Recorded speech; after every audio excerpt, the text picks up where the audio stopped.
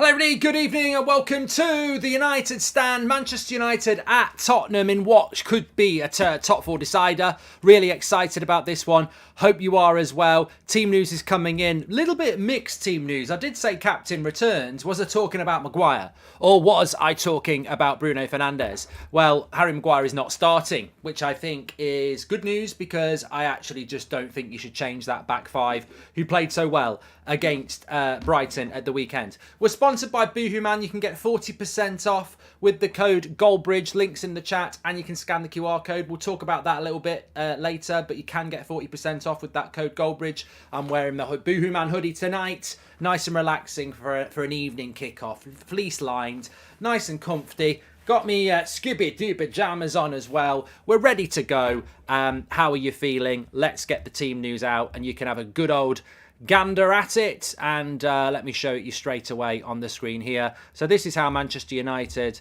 are. No, I can't show you straight away here because they've not put it out on there, which is weird because it normally is out at the time.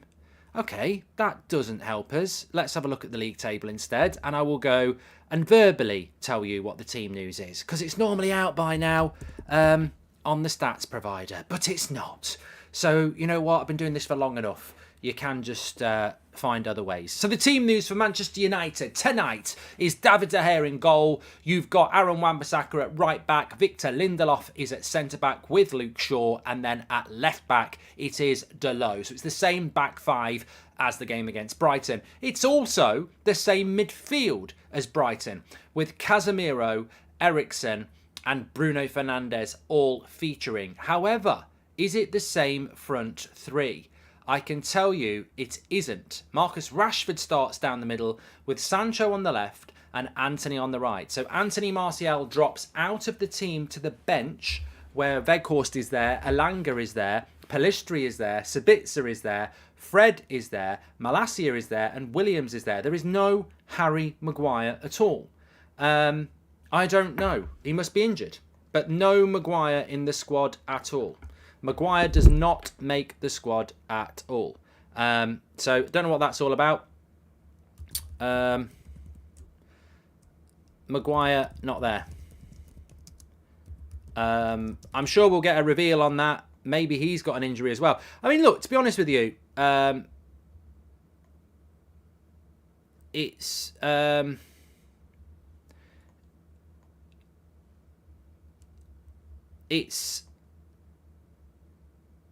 Bruno starting is incredible, by the way. Absolutely incredible. Absolutely incredible. How he's got back for this game is absolutely fantastic. I'm in awe of this guy. I really, really am. I just want to start off on that positive and say, what a player. The way that he can... I mean, I almost feel like, you know, just everybody take a moment for Bruno Fernandes. He gets injured in the first 15 minutes against Brighton with an injury that I think most people would have come off the pitch with. He plays on until extra time with his ankle swelling up by the minute, comes off because he can't take it anymore. And then you think, well, a normal player's out for 2 or 3 weeks. He's back within 2 or 3 days. It's incredible what he can do. I mean, that was visibly a bad injury, and yet here he is. And I suppose that's the mental willpower and dedication and determination to play football, because not all footballers are like that. You know, I've spoken to players and ex-players who've told me stories and given me names of players that, you know, if they wake up in the morning and they're a bit stiff, they won't play at the weekend. And I'm not talking about morning glory. That's getting clipped, you know, now. But I'm not playing at the weekend. I'm using my stiffy. But you know what I mean? I mean, like, they wake up and they've got a bit of a muscle strain, which is the same thing I've just said in a way. I don't know. They wake up in the morning and their lower back hurts because they're a bit stiff from lower back pain, and that's it. They're out for the week, aren't they? So Bruno Fernandes is just a great example to any young player or any player out there to play football. You know, I'm not at the age where I can play anymore, and I don't mean it doesn't matter whether you want to play for Man United, Maidstone United, Macclesfield, or, you know, the Mucky Duck pub. The reality is, play it while you can. because there'll be a point where you can't play and you'll wish you'd played more. Trust me. Maguire's been left at home where he belongs, says Josh. Well, there must be a story behind that. He must be injured, which is amazing. Hi, Mark. Hope all is well. Content has been amazing as always. Off topic, what would you say if we signed Tony, not Kane, says Nevster? Well, we won't sign Ivan Toney, so it's irrelevant. We just won't sign him because of the issues hanging around him with the gambling issues. I don't think Man United would go near him, but he's a good player. I mean, I think Harry Kane's better. My wife heard you saying no Maguire. Now she's making a cheesecake to celebrate, says Hassan. Look, I'm going to be a little bit controversial here. I wish Harry Maguire was on the bench. I do not care about whether... I didn't want him to start today because I think we're better with Lindelof and Shaw. And also, I wouldn't have changed the back five. But I don't want him to be injured. I really don't. Bruno is a proper captain, says Jack. And Bruno's had some milk, says Joshua Bowwater. Ladios would love some cheesecake. I'd love some cheesecake. It's a fantastic palate cleanser. I've just had a pizza. I feel a bit stuffed, but I'd actually love it. I'd love I'd love a nice vanilla cheesecake. It's just a brilliant thumbs up for like on the video for cheesecake. It's absolutely fantastic. Spurs are lining up with Kane, Son, Richarlison as their front three. Porro, Perisic, Højbjerg and Skip.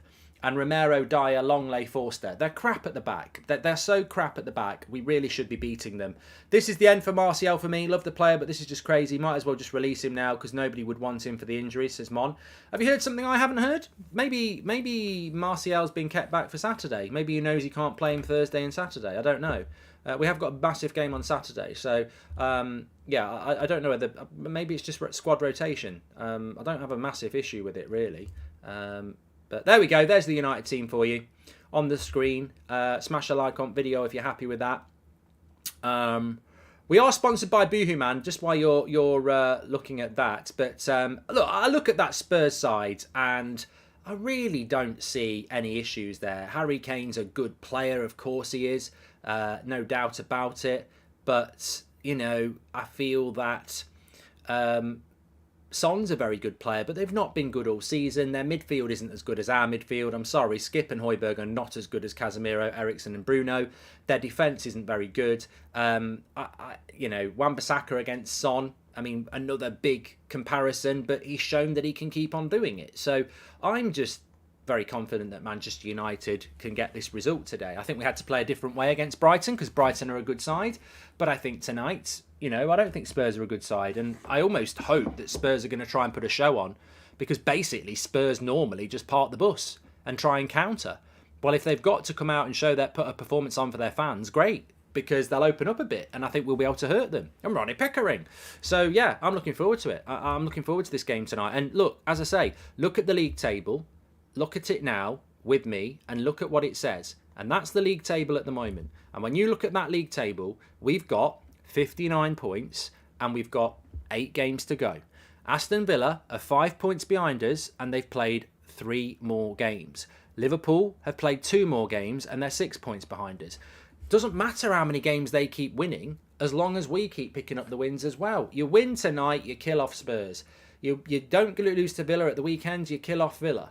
And Liverpool will kill themselves off with that crap defence. So, look, we've just got to keep, you know, going through the motions. And ultimately, there's 2 factors to this. We've got a massive game against Man City in the FA Cup final. That's absolutely huge. We've got to build some form towards that. And by doing that, we can win games on the road, on the way, and you know, build up to that massive game. I'm really looking forward to it. So bring it on. I did promise you that we were sponsored by Boohoo Man. I'm wearing my Boohoo Man hoodie. You can get 40% off. This is a fantastic deal for United Stand viewers. Let me tell you what it's all about. Boohoo Man has been extra generous. They're providing the United Stand audience with an exclusive 40% discount when you use the code Goldbridge at checkout. 40% off. Amazing. So much stuff you can get. They've also launched their brand new collection today in partnership with American rapper 2C, showcasing a selection of amazing summer styles. To explore the fresh 2C collection and all their awesome outfits at Boohoo Man, simply scan the QR code next to me or click the link in the description. And as you guys will probably know as well, Boohoo Man always comes up with a bit of trivia, so today is no different. So let's dive into it. We always like this on the Watchalong. I was born on January the 30th, 1981. Actually, not too far off me, actually. I was a member of Tottenham's 2007 trophy-winning team when we clinched the League Cup. I know who this is. No, I don't know who it is. I joined Manchester United I know who it is now. I joined Manchester United from Tottenham in 2008 for £30 million. For Manchester United, I won the Premier League twice, the League Cup once, and the Club World Cup once. Who am I? And I will hopefully see a certain Bulgarian name in the chat. Not Uncle Bulgaria from the Wombles. It's not Carrick. A lot of people did go with Carrick. I was going to go with Sheringham until I saw 2008. It is, of course, Berbatov. King's got it. Michael got it. Sheikh got it. Quite a few of you got it now. Berbatov is the guy, so well done if you got that. Big shout out to Boohoo Man. We love the trivia. A big thank you to Boohoo Man for sponsoring our watch along as per usual. Don't forget, you can get a huge 40% off when you use the code Goldbridge at checkout. So what are you waiting for? Write it down, use it. Go and use it now. You'll get some fantastic gym wear, five-a-side wear, relax wear like I'm wearing. 40% off for the weekend. Who wants it? Links in the description or scan the QR code. Thank you very much to Boohoo Man. Right, let's move back and have a look at the Spurs side tonight. I've already sort of ripped it apart a little bit, but there it is for you in all its, I wouldn't use glory. Glory's not the word I would use for Tottenham. I think that they are, they've done very well to actually put themselves in a position where they are potentially, still in a top four race. I don't know how they do it. I think Conte deserves a lot of credit, but their football is crap. I don't think I've watched Spurs this season and been entertained. I feel sympathetic for Spurs. Their ground is absolutely incredible, by the way. That ground is absolutely magical. Absolutely brilliant. It's so good. I can't speak highly enough about it. It's an amazing stadium. But ultimately, it's like polishing a turd, or it's like building a stadium, in a brilliant pitch and then just shitting on it, because that's basically what Spurs are. Then their fans will tell you this. They're not a football club. They're a business. They're more interested in Beyonce playing on the pitch than they are Harry Kane and that team.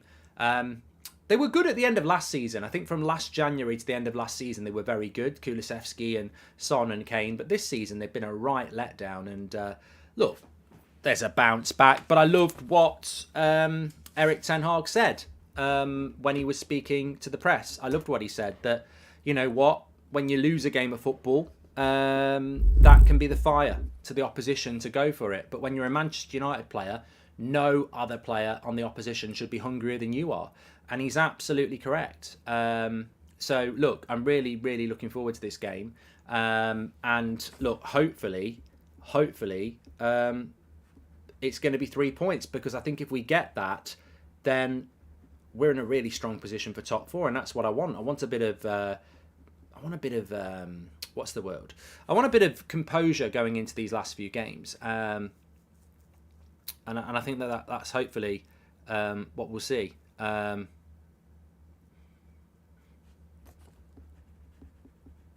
Sorry, I'm just writing down a few notes for the about the sale that we can talk about.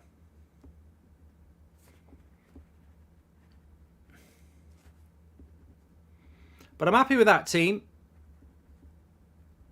And I think that's always something to be quite progressively happy about, isn't it? Because when I think about United, I think sometimes you look at that team, don't you, and you go, well, I'm a little bit worried about that team. There's a weakness in that team. And I look at that United side, now that we've looked at Spurs, and I just think, well, you know what? I've got massive faith in De Gea. Some of you might not, but I do. Wan-Bissaka's been superb. I think Dalot I really like. Lindelof has, I almost want to apologise to Lindelof, because I think Lindelof was somebody that we all gave stick to. Look, there's what do they call him? Revisionists. Unfortunately, there are quite a few revisionists in our fan base who pretend they didn't say something and then blame everybody else. I've been quite critical of Lindelof, but I think this season he's been fantastic every time we've asked him. And it reminds me a bit of Matic, I remember with Matic, I was like fed up of Matic. I was like, he's like a bag of cement, he's rubbish. I remember at the ground he was getting stick. And I can remember that time at Old Trafford when he looked at the crowd and he was just really pissed off with him. He was getting a lot of stick. And then he suddenly just turned it around for a year or two. I feel Lindelof's a little bit like that. He wasn't playing particularly well last season or the season before that.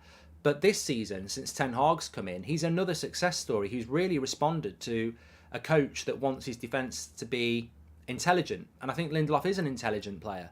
Luke Shaw's been fantastic at left centre-back. You know, I've got so much time for Casemiro and Eriksen and Bruno. Anthony, I feel, is getting better and better. Rashford's had a great season. And then Sancho's got another opportunity in a big game again, which I feel Sancho... I think Sancho's the weak link, actually. I do want to just focus on Sancho for a moment and get your thoughts on it. I mean, when you look at that team, he's probably the one that really does need to deliver, doesn't he? He is the one that's, probably gets the most question marks against him at the moment. So I'm really hoping he can put it in a good game. Mark, do you know where Man United fans sections are going to be in the stadium in Vegas trying to book tickets? Says Sarvish. I don't, mate. I don't. I could ask some questions. Thoughts on Ralph Rangnick implying he'd make a good sporting director for Spurs with Nagelsmann as manager, says Pritam. Well, I think he would make a good sporting director for Spurs. I think he'd have made a good sporting director for Erik ten Hag and Man United. Nicholas says, I hope you give us a battering. I want our owners gone. Please take Kane too, as I think he's near at the end, to be honest, is Nicholas, who's a Spurs fan. Thank you very much. And Sean Turner, legend of the chat, says, I like Lindelof. I always thought he was a Ten Hag player, ball-playing centre-back. Also, his Bruno mentality can never be questioned. He is clearly putting the team first tonight, says Sean.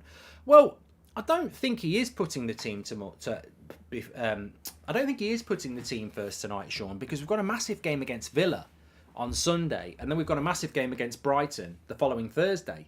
I don't know whether anyone else has realised this, but we've got Spurs, Villa, and Brighton in the next 7 days. 3 massive games, and they're all in the top 4 race. So Bruno getting himself back half fit tonight would not be a good idea. If Bruno said to me as manager, I'll play injured on Thursday, but I'll probably be fully fit for Sunday, I'd say you're not playing against Spurs. So he must be fully fit, is what I'm trying to say, because there's no point risking him tonight if he's not. Eric Burns says, my name is Eric. I sadly missed out on your last show in Dublin, but I'm buzzing to say I got my wheelchair tickets for the Vicar Street show. So let's go. Can't wait to meet you, mate, says Eric. I don't do any meet and greets, Eric, so, take the L. I'm joking, I do. But yeah, good reminder. The link is in the live chat. The tickets went live this morning. If you're not aware, we are doing an end of season live United Stand show. I'm so excited, in Dublin on June the 6th, literally 3 days after the FA Cup final. Hopefully we're going to be celebrating top 4, the Carabao Cup and an FA Cup. It's such a good show. The live shows that we've done. Manchester was great. London was great. We did Dublin twice in March as well. I would call them warm-up shows. We'd never done them before. We learned some things. We enjoyed some things. There's things we want to bring in. So this end of season show, which we're going to try and do every year in different cities, it's going to be a big one. This is going to be in Dublin. The tickets are up for sale. They will go quick. Dublin sold out within a day last time, and then we released another venue. This venue's a lot bigger, so it will only just be this one venue. I'm pretty sure we won't release any more tickets for Dublin. So get them while you can. They are selling out quite fast. The link is in the live chat. Great to see you there. A little bit of hint, there will be some special guests. We're hoping to interact more with the audience in relation to taking questions from the audience. I'm hoping to get Adam over with the mic. We didn't have him at the last one. And also, because it's an end of season show, we will be giving out awards. We're going to do our own live awards show where you will be voting players of the year and all that sort of stuff. So it's going to be a good, full 2-hour night, and really can't wait for it. So great to see you. And you know what? It was great last time in Dublin because I gave a few pub suggestions and I actually went up to a couple of them on both nights. And the amount of people just meeting up and having a chat and a drink who'd probably never met each other but were part of the community, it was brilliant. So get your tickets, links in the live chat. I think it's in the video description as well. If not, it's in the live chat. Or just type in United Stand Tour Vicar Street. You get them while you can. A chance for Sancho to prove himself again, says Anakin. It is. Anthony Taylor is the referee, says Cameron. He is. Yeah. I hope it's not going to have a big influence. Jake's got his ticket for Dublin. The last show was brilliant. I preferred to Jim until the recent news broke. Glazers must go at all costs. Spurs are stinking, so hopefully we can get it done tonight, says Jake. Yeah, if you want to talk about what's happening with the sale, I'm more than happy to do that. It was on my list of things to do. I love every United Stand show, says Shahin, but slamming our goalkeeper on match day is too far. Saying it's for Glazers to trigger the fans is absolutely ridiculous. He is a Sir Alex signing, not a Glazers signing. Says Shahin. I don't know what you're talking about, Shahin. I don't know what you're talking about. I'd like a bit of clarity on that. I don't know what that's to do with, but you've dragged my attention in. Hi, Mark. Looking forward to this one. Please, could you call my Holly a prat, though? She is being one today, says Jonathan. Poor old Holly.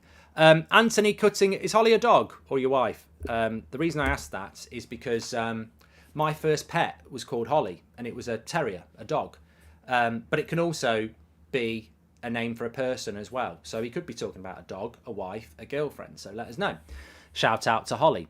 Anthony cutting in from that wing against this Spurs defence and getting at them. I can see this being a big game for my main man, says Lee. Are you doing a show in the States, says James? We're just waiting for the clarity on the tour, and then we will try and sort out some dates in America. I'm really hopeful that we will be able to do one in late July. I'd love to do it. I'm getting frustrated with Sancho being picked all the time while Pellistri doesn't get a chance, says Jack. Well, there could be politics involved in there, but my honest opinion is that I think Sancho's a better player than Pellistri. I think Pellistri could be a better player than Sancho, but also ultimately, I don't think Ten Hag's being swayed by the Glazers, but if I was the manager of Man United, Jadon Sancho's a problem for me. Like, he costs 75 million, he's on 300 grand a week. I can't just ignore him because he will be here next season. So I've got to try everything I can to get the best out of him. Because if I just ignore him and leave him and don't use him, I'm creating a massive problem because he isn't going anywhere in the summer. So, look, it's not fair on Pellistri if you're a Pellistri fan, but I can see what he's doing with Sancho. Mark, I'm so sad I can't go to United's show. It's exams in June. Keep up the good work. And Anthony to score tonight. Remember this chat, says Paddy. A lot of people talking up Anthony tonight. Mark, did you know the Glazers have a clause that states that the most important and powerful Class B shares, which has 10 times more voting rights? I know about that, Sir Marcus. I do. Thank you very much. Welcome to Members Club, Madge. Thank you very much for supporting the channel. Do you think Erik Ten Hag is risking playing Bruno so soon after injury because he's still thinking about that performance against Sevilla, says Stephen? I don't know. I just presume he's fit. Owenstein said that if some of the Glazers sell their Class B, will turn to Class A, meaning the Class B shares will still have more power. Glazers out, says Andre. And let me just see what this has been said here. Can only be owned by the family, and if sold outside the family, will convert to Class A shares. Okay, so basically they've got these powerful shares, and if they sell them to somebody else, they become less powerful shares. Holly wants a bone, says Rob. I've said this already. It's funny, actually. We'll sort of move through the topics, and I'll tell you what's going on with Maguire in a minute.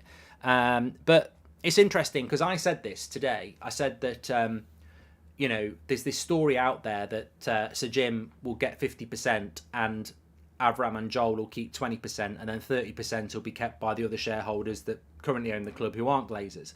But I said, well, just because you've got 50% doesn't mean you've got control, because it depends who's got the voting rights. I could own 50% of Man United and have no voting rights. I'm just a majority shareholder. So it depends the contracts that get signed. Simon Jordan was on TalkSport today, and he was basically berating Manchester United fans, saying it's nothing to do with them. Do they want the Glazers out, or, Sir Jim Radcliffe would be the majority shareholder? What does it matter if the Glazers stay with 20%? You'd have a majority shareholder out. I don't know what they're moaning about, and also they've got no say in it anyway. So I think it's quite interesting that I've frozen. That's quite interesting. That's not happened before. Oh, I'm back again now. It's playing up a little bit, isn't it?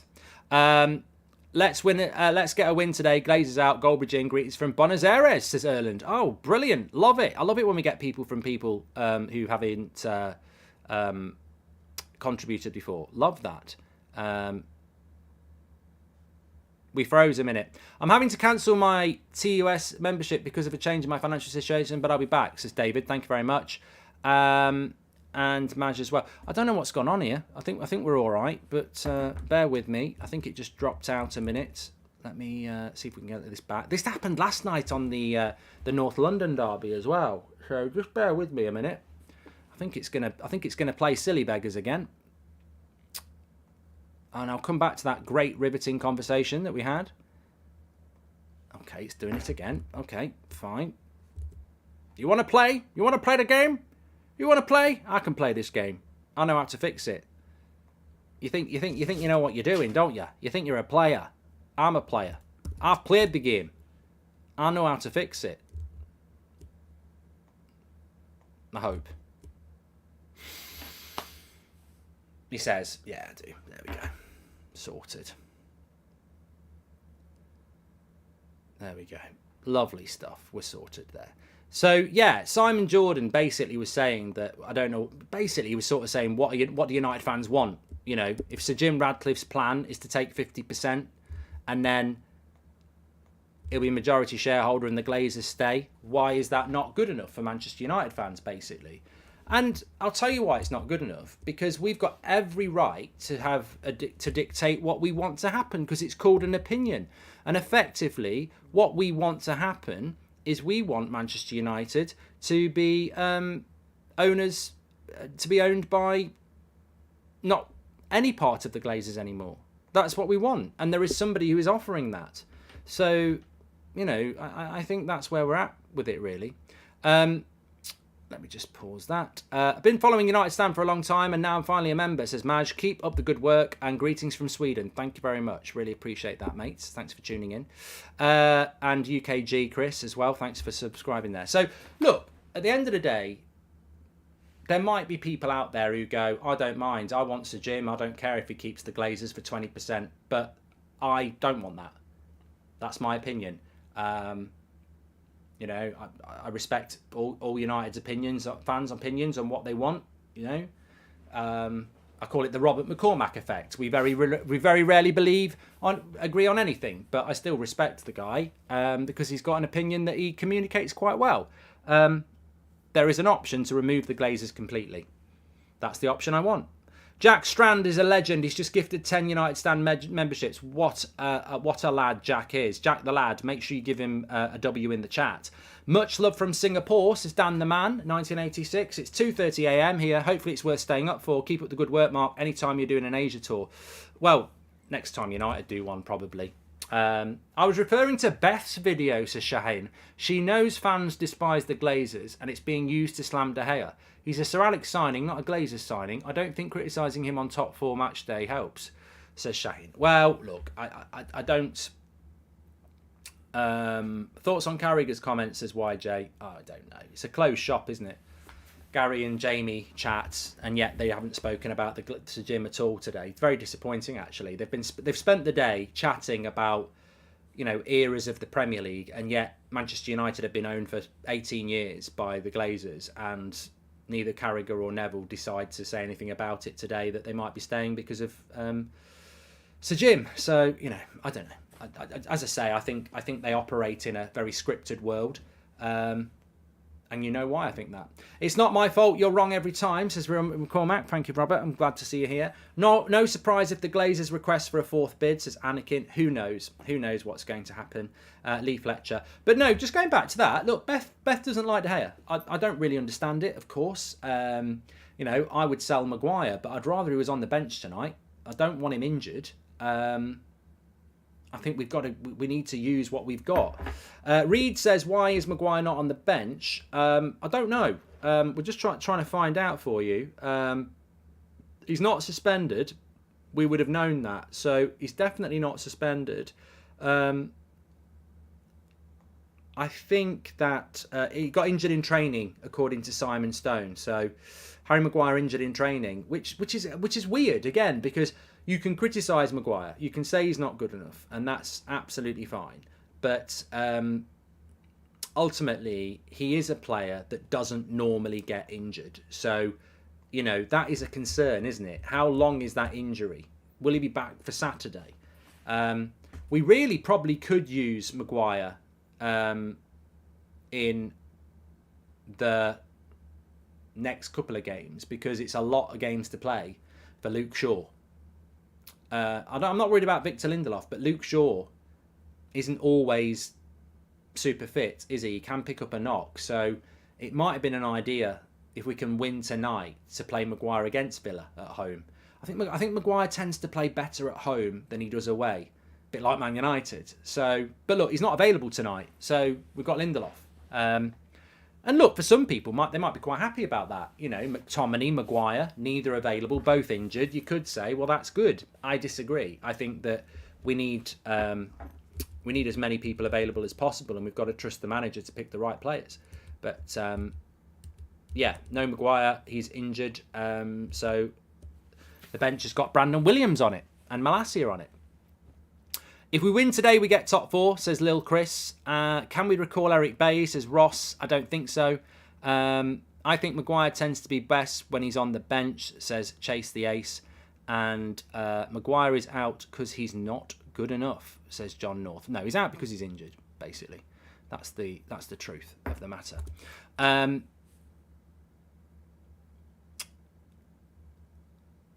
He's picking up a lot of injuries lately, says David. I couldn't give you the stats on that, to be honest. But look, it's Harry Maguire's 30 now, isn't he?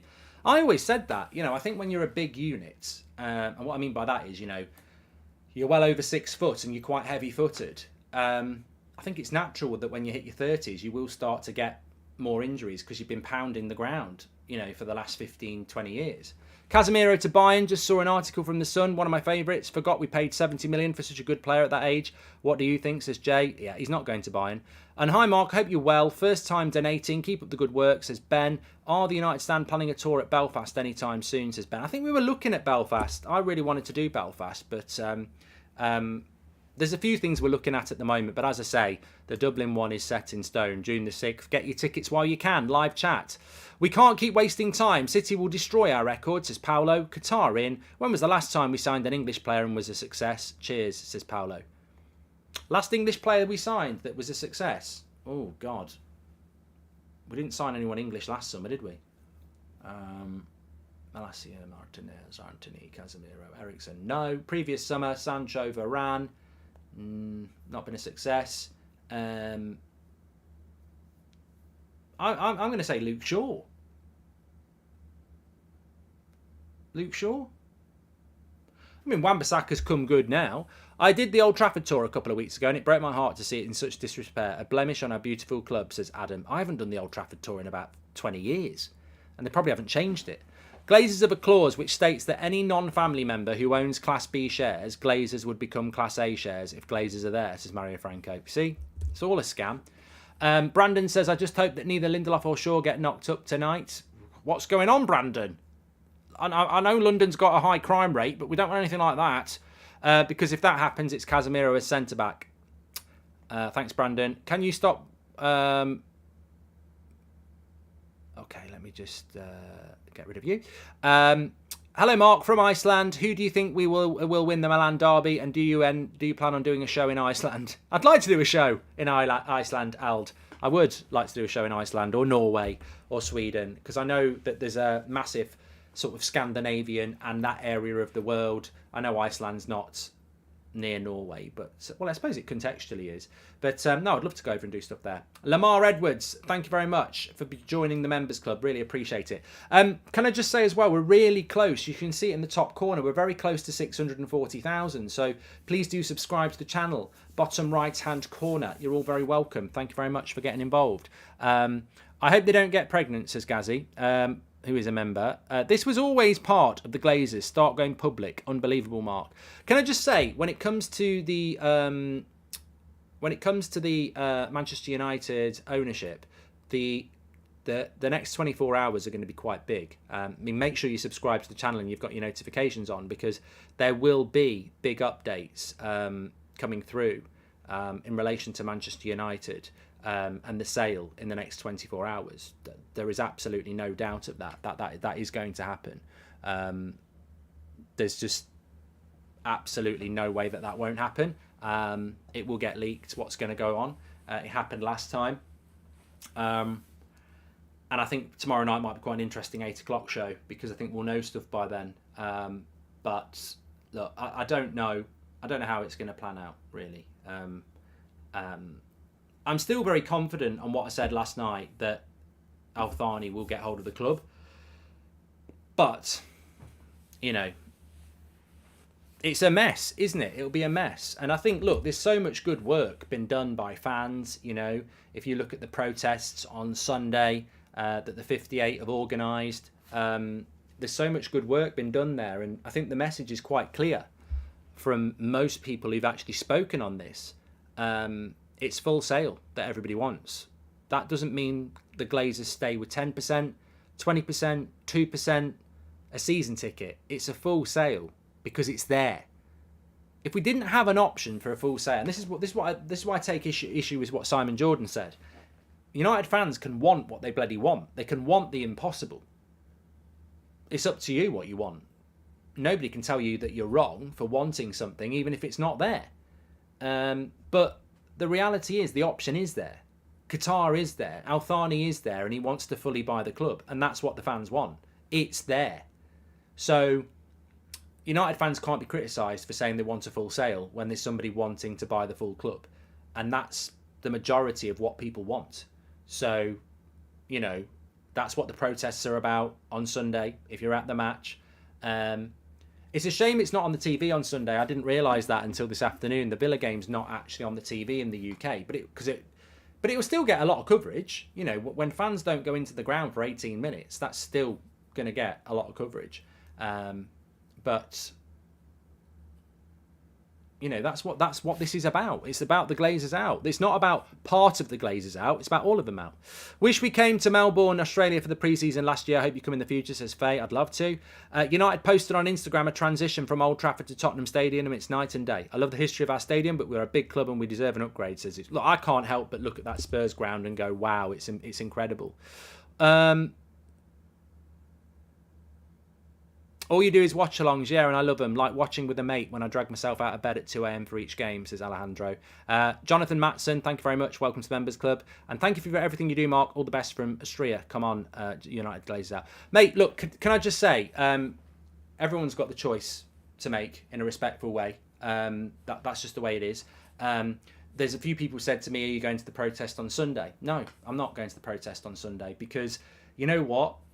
Maybe I'm wrong, maybe I'm right. But I know on Sunday we'll do a watch-along with tens of thousands of people watching who will get updates and news and community and conversation about those protests and what's going on.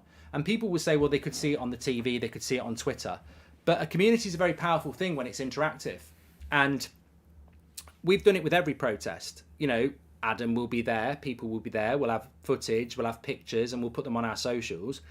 But whether people like the watch-along or they don't, and I get people I respect saying all the time, I don't understand why you don't just go to games. You're a United fan. Why won't you go to the game? Why won't you go to the cup final and this, that, and the other? And I say, because we built this from nothing. We built it from like 10 people watching. There's nearly 30,000 people watching now. Whether people get it or not is not my problem. It's a community. We're watching the game together as a community. And, when we react to the Super League and there's 100,000 people watching, are people moaning about why you're going live about the Super League? When we sign a player and 50,000 people are watching, it's fine then. But because some people think I should go and watch a game and turn my back on the community for that, I think that's a bit selfish. I've been to Old Trafford loads of times and I'll go loads of times in the future. But this community that we've built would not be a community if I started going, you know what, I'm going to start going to the Carabao Cup final. I'm going to start going this. And I know the community wouldn't have a problem with it. They wouldn't have a problem with it. But it wouldn't happen. And look, trust me on this. There's very powerful people who take a big notice of what we are. 100%. Whether it's players, the club, organisations, they do. And whether they like it or not, those people have privately acknowledged to me many a time, it's a very powerful community, especially when it comes to things like Glazers out and, communication to the fans and establishing how fans feel and things like Mason Greenwood and stuff like that. So, look, you might not like it, I get that. But ultimately, below all the I don't like the specky four-eyed twats, ultimately we've built a community that is focused on one thing and one thing alone, which is Manchester United being the best club in the world. Some people might think we can do it with Maguire. Some people might think we can do it with Rashford. Some people might think we need to sell everybody. Some people might think we're just one player away. But ultimately, everybody just wants Manchester United to be big again. I can't believe what they're doing on BT. They're tearing De Gea apart. They're tearing him apart. British media are tearing De Gea apart. They're showing pass after pass after pass. Beth's on! They've got Beth on. They're just literally playing clips of David De Gea passing out from the back. They're They think they're analysts, really. They think they're analysts. Greeting from Sweden. Been a viewer for 3 years. Thanks to the United Stand, says Lucas. Thank you very much. The games can be a letdown, but this watch-along never is. Respect to you, says Xander. Thank you very much. Mark, come and do a show in Scotland. It would be class, says Andrew. I want to do a show in Scotland. I just don't know how many United fans there are in Scotland. Like, you know, Dublin, there's bloody loads. Anyway, look, if you want to be at the Dublin show, it's only across the pond from Scotland, from England. It's down the road from Belfast. Get your tickets before they run out. It's our end of year show. It's going to be great. June the 6th in Dublin, city centre of Dublin. What a city. Links in the chat. Get them while you can. They will go quick. Karan, thank you very much for your super chat. We're about 15 minutes away from the start of this game. Rocky, welcome to Members Club. Really looking forward to this game. Divya says, top stuff, Goldbridge. The stuff you are doing for the community. Love from India, says Jeb. Look, and I don't really care if people like what we do or they don't like what we do. We've been doing it for a long time. And as I say, you know, people have these big issues, but I can tell you absolutely categorically, because sometimes it needs to be told to the community, the door is wide open. If you're a fan organisation, if you're the club, if you're someone trying to buy the club, if you're an agent, if you're an other outlet, if you're mainstream media, if you're an ex-player, if you're in the world that we operate in, the door is open. The bitterness, jealousy, whatever you want to call it, I find really strange, because if you've got a problem, let's do a video or have a chat about it. We've always had that door open. So look, at the end of the day, I think our community is a really positive place. I think it's been a really positive place since Ten Hag came in. I think we and other United fans were very vocal about Ten Hag a year ago. We didn't want Poch. We wanted Ten Hag. They gave us Ten Hag. And I look at the last 12 months, and I actually probably have enjoyed this 12 months as a United fan more than I've enjoyed any year apart, you know, since Sir Alex Ferguson left. I think it's been a really positive place to be. Of course, I've seen people take a pop at Delo. I've seen them take a pop at Bruno. I've seen them take a pop at Sancho, and I don't agree with it, or De Gea. But that's natural. You know, when I used to go and watch United a lot in the early noughties, you wouldn't believe what people used to shout at Ryan Giggs and stuff. It's just normal fan behaviour to have players that you like and you don't like. I can live with that. The previous 9 years have been a bloody toxic mess. But the last year has been moving in the right direction. It's been really enjoyable. If we can sort the ownership out, we might actually get back to being winners again, where we can enjoy it a lot more, and really have conversations about, you know, I think we should sell Varane to get a better centre-back because we're that, you know, the standards are that high. South Africa show, I'd love to do it, Ricardo. A third the capacity of Old Trafford sitting here, says Nigel Thompson. Do you think if Sir Jim is a supporter of United, he would want what's best for United, and everyone knows you need Qatar to compete with City, as Jim is not financially enough for him to compete, says Nathan? I think this plan from Sir Jim Ratcliffe, Nathan, just comes across as quite self-motivated. He did try to buy Chelsea. Is he just a businessman trying to get hold of a football club? Maybe that's what he is. Being a United fan, I don't think you're a United fan if you're not in touch with the fact that the Glazers need to go. Mark, love the show as always. Can you say hi to Cripsy, who loves the show? Love from Ireland, says Jack O'Connor. There we go. Thank you, Jack. And hello to Cripsy. Can I just say good luck to everyone in the TUS Predictor game? I'm not promoting it. I don't even know if you can enter it now. We're about 20 minutes away from the start of the game. You probably can. If you want to do it, it's on the preview. But good luck to everyone. A couple of you won £500 last time out against Brighton. Good luck. We'll have another one for the Villa game. You're a legend, Mark. For me, match day is not complete without the watch-along, says Karan. Thank you very much for that. You're a legend as well. Right, let's see if we've got any Eric Ten Hag comments coming in, because we're not that far away from the start of the game. As I say, please do subscribe to the channel, bottom right-hand corner, because we're very, very close to 640k. Was it 640? I'm talking out my arse. What are we close to? Yeah, 640k. I'm right. You're not talking out your arse. Does Bruno have a twin brother, or is he the god of fitness, says Druv? He's absolutely amazing, isn't he? Tony's amazing. He's been a member for 31 months. Great show. Been watching for a few years now. Can remember the shows with the boat in the background before it went down. I remember the shows when I used to work for a living. I had a proper job, 9 till 5. What a way to make a living. And this is how much I used to graft. I mean, I still graft, but this was proper graft. So I had a job because I needed to earn money, and I used to get up at 6 o'clock. I'd get the train at 7 o'clock. 20 minutes into Birmingham City Centre.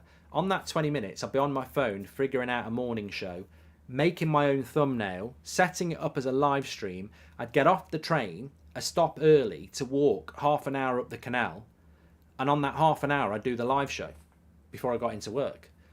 I was trying to find some of them streams the other day. I can't remember what era it was, but it was the morning show, probably 2018, 19. So literally walk along with my phone doing a morning show. I nearly got knocked into the canal by a bike 3 or 4 times. Good days, good days. The journey's always the best bit. Big performance needed today. Away to a top 6 side. We've had awful results, says Slender. Joshua Bowwater's in the house. Have you seen the Ornstein clip explaining Class A and B shares? If a non-family member buys shares, they instantly convert to Class A that have 10 times less voting rights. I know all this, Joshua. I've been saying this for 2 days.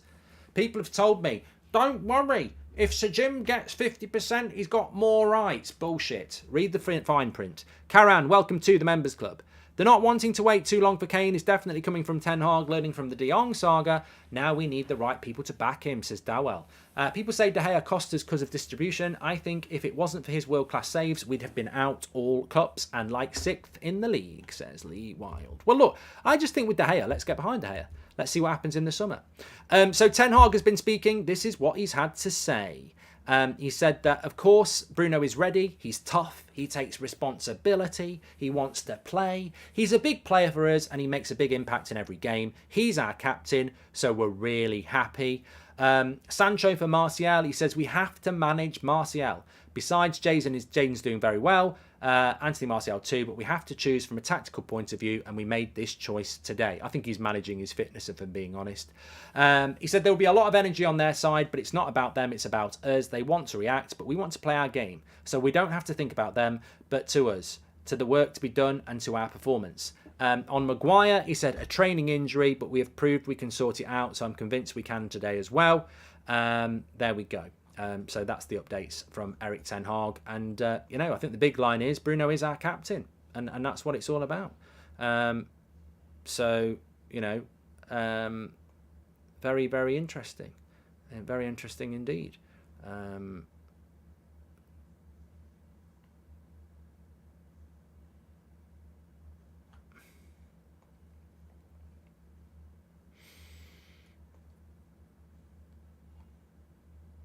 Right. But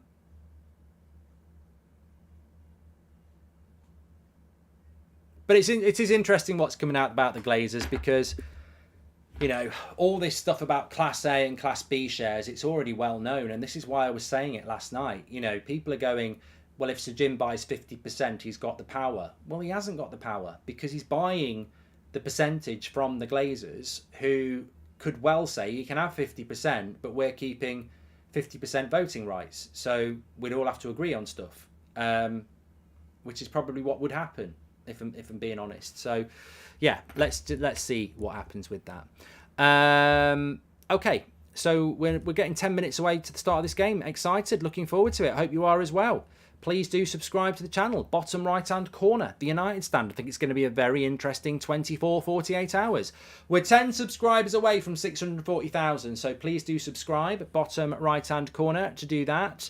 10 minutes to go to the start of the game. Don't forget that if Manchester United win today, in fact, I want to just show you that. That was exactly what I wanted to do. Let me just take that and pause it. That's the table. Win today. 62 points. I think 70 points, top four's done. If you add up what Liverpool can get, they can only get 71 max if they win every single game. If you add what Villa can get, they can only get 69 points max, even if they win all their games. If we're on 62 points with 7 games to go, we're sorted. So that's how big tonight is.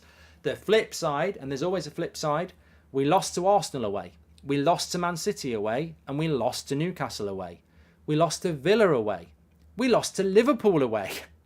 We haven't played Brighton or Tottenham away, and we lost to Brentford away. We've lost to every single team away in the top 9, apart from Spurs and Brighton, who we haven't played. So as much as I think we should win tonight, and as much as I think if we do win tonight, we're basically not confirming, but we've got a huge chance of getting top 4, which I think we have anyway. But when you look at that list there, it is rather incredible how many away games we've lost this season, and it's always to these teams in the top half of the table, isn't it? It's absolutely incredible. So look, yeah, we should be beating Spurs, but let's see how it pans out, because I think it's not good enough, is it? It isn't good enough, and we certainly need to be performing better in that area, considering that we are hopefully trying to finish, top 4 ourselves, and therefore we should be able to beat these teams. I've lost my live chat. Could you tell I was trying to fill time there? I've lost my live chat. I'm back. Okay. Let's have a look. 10 minutes to the start of the game. Get your score predictions in. I'm going to go 2-1 to Manchester United. I'm very happy with the team and how it's panned out. And look, it's a massive opportunity for Lindelof and Shaw again. I was very impressed with them at the weekend. Globetrotters just gifted a membership. You're a legend, mate. Hi, Mark. Hope you're having a great day. Get a pre-match stretch in. Good idea, Alec. I probably haven't stretched enough, if I'm being fair. Celebrating a bachelor party with my homies. We're about to stop by the bar to watch this United win, says Ivan. I'd love to be with you, lads. Jack Strand gifted 10 memberships. Lots of people going with the United win, which is good to see. Always good to see a Man United community on the United stand. Positive. I'm positive. It's always dangerous when you're positive, because then when you're positive, people go, look at you, you were positive. But I don't really subscribe to that view. I think being confident in your team is surely the way to be when you think about, supporting your team. And as I say, there's nobody in that team tonight that I'm worried about. And I know that might come across as naive, and I know it can be naive, but there's certain players, if they were starting in this game, I would be a little bit worried. And I'm not. I'm not. I'm worried. I'm not worried about it. I'm confident about it. So, let's bring it on. Let's go and get a result. We're Manchester United. We're Manchester United. And we're good enough to win this. As I say, I've seen Spurs quite a lot this season, and I'm sure many of you have as well. And they are shit in the way that they play football. They're pretty good at they're pretty good at grinding out results, but they're not a very good footballing side. And I actually think it could play into our plans tonight. I'm hoping that they're going to come out tonight and, they got absolutely hammered. Well, they were 5-0 down in the first 20 minutes. I mean, we've not spent any time talking about this, and we haven't even spoken about it in the preview. But they were 5-0 down after 20 minutes at the weekend against Newcastle. And that is a hell of a headache to have. And there ain't no paracetamol that's going to cure that. How do you react to that when you've played all of the season defensive? Are they going to come out and try and play on the front foot? I hope so. Or are they going to play defensive and try and counter us? Well, that's just going to bore their fans. I think Spurs are in between a rock and a hard place here. They paid their fans back for a crap performance. They owe their fans a performance. And if they open up... And look, maybe Spurs play vintage attacking football and they batter us. But maybe they open up and we beat them. Or maybe they just play like they always do. I think it's massively intriguing, but when you've got a team like we've got, with Bruno in it and Rashford in it and Anthony in it and Casemiro in it and Eriksen in it, and the defence plays like it did at the weekend, I think we've become a very, very, very tough proposition. I just got here, don't know if you've mentioned it, but this is an 8:15 kickoff. It's a joke. It is a joke, and I'm glad you've mentioned it, Jack. It's a bloody joke. I know it's only 15 minutes, but Goldbridge needs his beauty sleep. Everything gets knocked back by 15 minutes.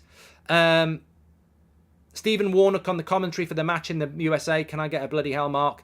Fernando, look, get in contact with ESPN, CNN. If they want a live feed of the United stand, and we'll provide them with some proper commentary. I can't speak about what you're doing in your country, but even if they want to email me and ask me about the ex-players that they're thinking of recruiting, because it's just a collection of crap, and it always has been. We used to get little clips of some of these ex-players from ESPN. You don't even bother anymore because they're so Z-list. Mark, what are your thoughts on modern stadiums having large TV screens, or do you prefer the classic look of a stadium, says Justin? I was quite encouraged by what Howard Webb said. He said that it's not going to be long, we're not far off a situation where the referee will be being interviewed and audio of their decisions. That's music to my ear. That is great, because I'll tell you what, you can't beat watching live football. You can't beat watching a football match. I used to love it as a kid because, and I'm not just talking about United, Old Trafford, I'm talking about my granddad's team on a Sunday morning, pub football. I just wander around the pitches watching games. I just love watching football because you don't have to follow the ball. You can follow your own story. You can analyse a player. I used to love going to watch, a Division 1 game or a Division 2 game or whatever, professional football, and looking at the player that was playing in the position I wanted to play and just following them around for 10 minutes, even if they weren't on the ball. And you can't beat, live football. And the terrible thing about being at Old Trafford is a goal goes in or there's a dodgy decision, you're working off your memory. There is no screen, nothing. You are in the wilderness. You've paid your money. You're in the ground. They should be getting updates on what's going on. 100%.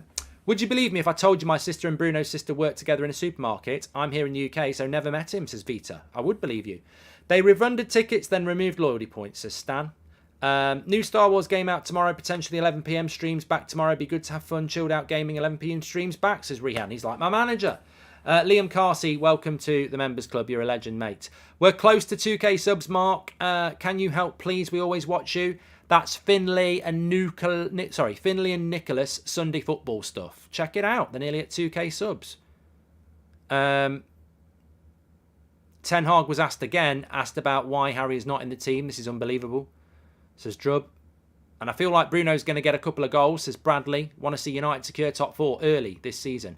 I'm really, really excited about this game because I think it's such a massive opportunity for United to go and get 3 points. And basically, if I'm being honest, and what a powerful position to be in. Liverpool are praying that they can somehow win every game and get top 4. And all us and Newcastle have got to do is shut the door. That's all we've got to do. Respect to Villa. I just think Villa are going to run out of time. They'll give us a good game on Sunday, Villa, but I think they're going to run out of time. And I think Villa fans actually want us to beat Spurs because they're thinking about 5th. They're not thinking about top 4. So maybe Liverpool fans are thinking about that. I don't know. Don't forget, we're sponsored by Boohoo Man. I'm wearing my hoodie. 40% off with the code Goldbridge. 40% off. They've got so much stuff on there. Gym wear, relax wear, football wear, underwear. They've got it all. Boohoo Man. 40% off with the code Goldbridge. Check it out or scan the QR code or go through the link in the description. We are about ready to start here. I'm so excited.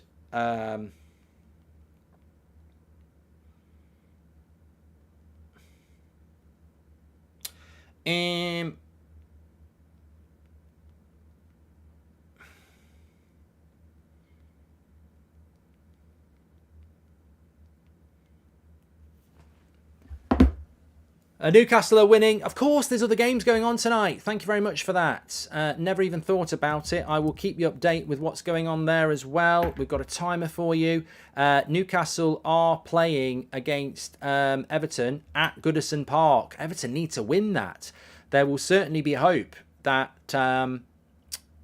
that Newcastle and United would be dropping points in the top 4 race today. Southampton against Bournemouth tonight as well. That's huge. There's some big games going on tonight. I'm telling you that. Ericsson against his former club. I don't know who scored for Newcastle. Should be able to tell you in a moment. Callum Wilson. Ryan Mason in charge. Looks like he's too young to play. let alone old enough to manage. But that would be ageist, and we're not doing that.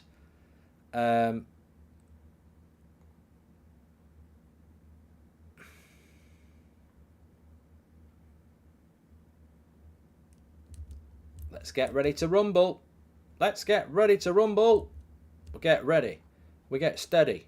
And Anthony Taylor's the ref. Yeah, just bear that in mind. Anthony Taylor the ref. But let's see what happens in the first few minutes. Spurs, are they looking to respond? There's Daniel Levy. Let's have it United, says Times End. Man U for the win. There's the whistle. We're up and going. Evening, Mark. Hope you're well, buddy, says Gareth. Thanks, pal. Let's go United to win this. No members option in my country, so here's a small contribution, says D. IT. Thank you very much for that. And Salty says, Man United for the win. I support Arsenal. And I really want Bruno to score a lot tonight. He's my captain, says Cockaway. Thank you very much. Casemiro red incoming, says Ethan. Let's hope not. But United playing quite a high line from the off here.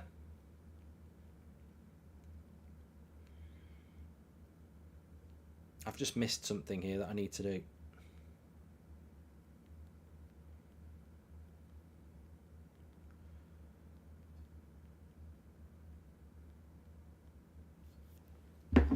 Yeah, this time next, there's another midweek set of fixtures in the Premier League next week as well. It's relentless, isn't it? We've got Brighton this time next week at Brighton, and we've got Villa at the weekend. So ideally, you've got to beat Spurs. I think Spurs is the easier game of the three. I can't believe Brighton lost last night, though, at Forest. I mean, it's a weird league, but when you're up against relegation sides at this time of the season, it can be dodgy. It can be dodgy.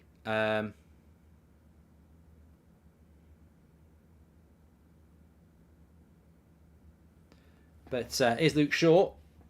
Goes back to De Gea. I'm sure he'll kick it long tonight.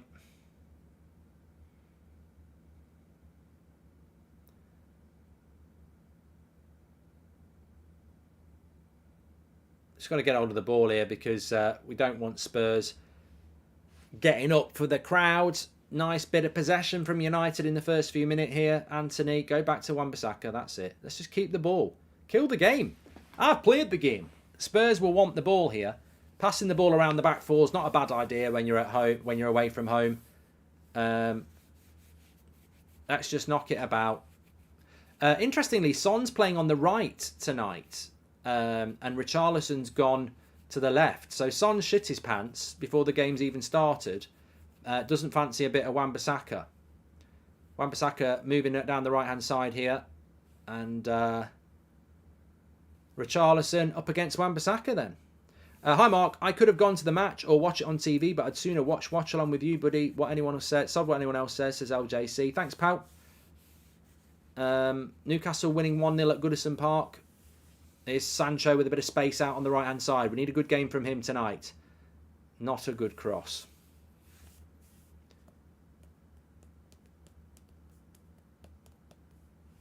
Oh, I'm going to do 50 memberships tonight, by the way. Completely forgot to tell you about that. So well done if you're the hardcore who are actually staying and watching. I'm going to give 50 memberships out tonight. As a little lovely ball into Rashford. He's offside. Just because we're announcing a live tour. So we've got a live show in Dublin on June the 6th. Get your tickets. They're going fast in the live chat. But to celebrate that, we're gonna gift 50 memberships. So we'll do that at some point in the game.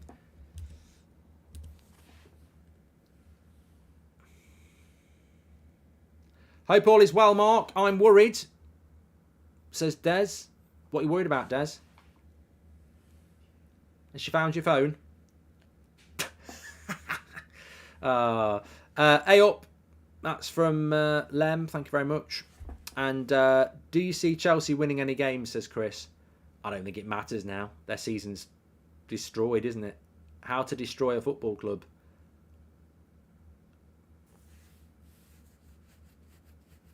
There's scenes if Chelsea got relegated, says GX. They won't. They've already got enough points. Lampard's inherited enough points. Nice ball into Son. They're queuing up. Brilliant by Lindelof. That was poor. We got caught there. Great defending by Lindelof because Son had two people waiting in the box. We got caught out down the left-hand side. And Son just had to beat Lindelof, and Lindelof did a great job there. Mango, thanks for your super chat. Here's Wan-Bissaka now. Good play by Lindelof there. United on the attack. We just got caught out. And we got caught out again. Another sloppy pass. Some sloppy passes going on from United at the moment. Sancho and Anthony. Harry Kane will be up for it tonight. Watch out for Kane. He's on show tonight, isn't he?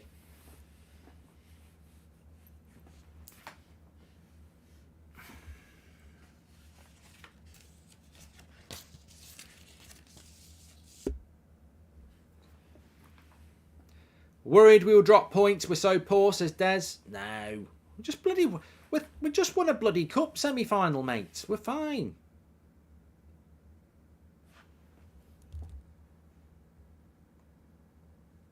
I know it's fantasy, but if you could pick between Darwin Núñez or Osimhen in the summer, who would you pick? Says Colin. Well, now I'd go for Osimhen. Son playing off the right then. That's probably not something we were expecting. I don't really think he's playing off the right because he's scared of Wan-Bissaka, by the way. I think it's just a tactical switch, isn't it? It's just tactical, try and mess around. But it's not been an explosive start from Spurs considering what happened to them at the weekend. They've not come out high pressing or anything like that. Remember when we played them at Old Trafford? We absolutely battered them. We penned them in. I think it's one of the best performances we've had this season. Fred played and they couldn't get out of their off. We absolutely dominated them. Go on, Rashi. Go on, Rashi. Pass it. Sancho, come on, overlap to Eriksen. Watch that ball. Yes! Get in! Jadon Sancho, shut up and sit down. 1-0 to Manchester United. Get in there, Jadon. Absolutely fantastic. He's done it away from home in a United shirt. We know he's got to deliver at some point. And like Postman Pat, he's delivered that right in the letterbox. It's 1-0 to Manchester United inside 7 minutes. Oh, I let that one out. That was from deep. That was from deep in the lungs because we just want Sancho to deliver. We want him to perform. This cannot be just write him off. It's not going to work. We want it to work. Get in there. Absolutely brilliant. He uses the decoy run of Eriksen and then bang into the bottom corner. Get in there, lad. Absolutely fantastic. Eriksen's run is brilliant. It gives the Porro nightmares and he stutters, and then that just gives the whip into the bottom corner as well. It's the feet, it's the speed, it's the finish, it's the accuracy. It's fantastic. I almost want to give Eriksen the assist there because it's so good the way he runs up. And I tell you what, stick that in your pipe and smoke it, Spurs. It's 1-0 to Manchester United. Although, watch out, Richarlison. Let's be careful here. Perisic. Oh. But it's a great start for Manchester United. 1-0 up after 7 minutes. That'll shut them up. That'll shut them up. Mentality. I don't think it's Newcastle all over again yet, Runis, but it'll be a real settler for us. And just got to calm ourselves down here and go again. Lovely play by Eriksen, by the way. I mean, nowhere near as good as Sancho. It was bloody brilliant. I'm so pleased for him. I think of Sancho and what he was at Dortmund. There's a proper player there. And I think he's he's had such a weird season. I mean, name me a player that's gone missing for not gone missing, but you know what I mean? That's missed 3 months of the season and they weren't injured. They've had problems. You could almost write this season off for him, but Eriksen should have gone in for that tackle there against Skip. See, that's why I want a little bit more bite next to Casemiro next season. That's a 50-50 that Eriksen's got to go and win. Spurs heads will drop now, 10-0, says Vin. Welcome to the Members Club, Tommy. Nice ball over the top here. Richarlison will... Oh, watch out for Richarlison. He's a bit of a shithouse. He is. Please do subscribe to the channel, by the way. We're very close. I think we are on 640k now. I'm just going to change it because I'm pretty sure we are. 1-0 to Newcastle. Yeah, they're away at Everton. But it's 1-0 to Manchester United. Both teams fighting for top 4, playing difficult away games, and both early in front. We ain't messing about here. Have the Spurs fans left yet?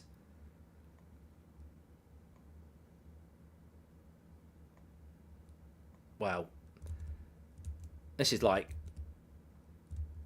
It's early days, but if this is the reaction to losing 6-1, I've seen more life in roadkill. It's terrible. But lovely goal by Sancho. We need to give somebody a thrashing. We're always on the wrong side of them, says Iram. Mark, the in-lords are here. I can't speak, says Clayton. And we should go on now, but we should put it to bed, says Des. Mark, I'm missing my brother's cup final and they're 4-1 up at the moment. Can you shout out Ridge Rovers, says Tumbleweed. Big shout out to Ridge Rovers. Here's Anthony down the right-hand side. Bruno. Looks completely fit to me. Good to see. Rashford. Have you seen any of Ten Hag's tiki-taka style of football this season, or do you feel it will start next season, says Rihan. I don't think we've seen the way that Ten Hag wants to play football at United yet. I don't think we probably were going to see that in season 1. I think he's built a team that can build results. And I think we'll gradually see it more and more in season 2. Pep, you look at Pep's first season at Man City, it wasn't flawless. You know, it can take time. But I think we will get there. And we're dominating possession here at the moment. I mean, Spurs are playing counter-attack at home after being beat 6-1. It's incredible stuff.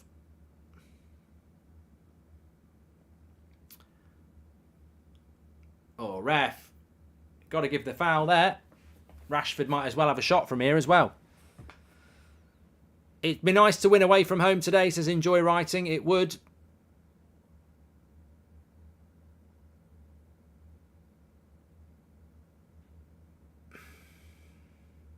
Well, Clayton says he can't speak because his in-laws there. So if you're listening to this, Clayton's in-laws, he's just put a chat on our stream, taking the piss out of you. Neil Wainwright's gifted 5 memberships. Legend, Neil, thank you very much. I remember I will be giving out 50 memberships at some point in the game. But I think Rashford might just smash this free kick. Yeah, Bruno's left it to him. So it's certainly one to hit. Try and bounce it up in front of the keeper. Let's see. It's worth a hit. Here we go. Rashford. It's good. That's wide. Forster had it covered. Why not Ericsson? Said Pedge. I think it's a bit too far out for an Ericsson or a Bruno. I mean, that really is... that range really is Rashford. Yeah, you've got to blast that. You've got to blast it from there. I agree with that. Got no problem with that.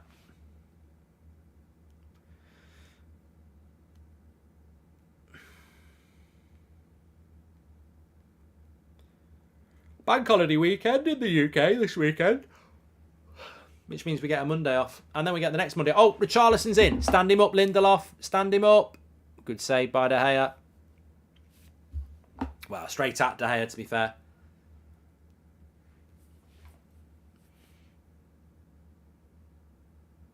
He would have been off. I reckon he was offside, Richarlison there. Lindelof's played him off. Rashford wearing gloves. Danny Murphy fuming, says Joshua Bowater. And Wan-Bissaka. And Casemiro.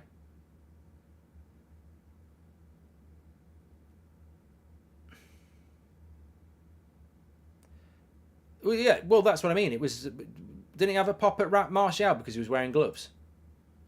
Ketchup sandwiches, Magic, are disgusting. Just ketchup on their own, that's filth. Absolute filth. Just cold and horrible. Blah. I like ketchup on a hot dog or something like that. Another ball over the top here. Richarlison's trying to play on the shoulder. Linesman is not going to give an offside. He's not going to put his flag up. I thought it was bloody miles off. Do you think Parro was a good signing, says Dig? Look, it can take time for people to warm up. but he does look a bit crap. Faris says, is Fraser Forster a brother of Ben Foster? Obviously not. There's an R in his name. Please subscribe. Bottom right-hand corner. You're all very welcome on channel. Spurs having a bit of a go now. I mean, look, we're going to have to ride out some sort of storm at some point, I suppose.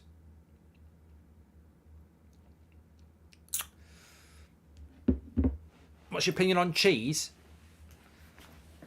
I like it on a pizza. I like it on a lasagna. I'm not a big fan of it on its own. Watch out, Luke. Lovely take by Luke Shaw there. Lovely play by Casemiro into Delo. Confident little passing. Sancho, that's not a great touch. Got to look after the ball a little bit better. Here's Harry Kane. Rubbish.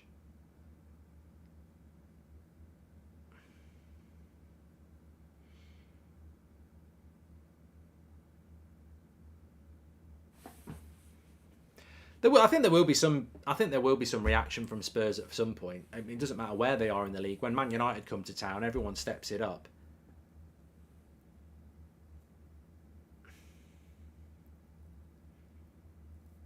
So happy for Sancho. Want him to be great for Man United, says LJC.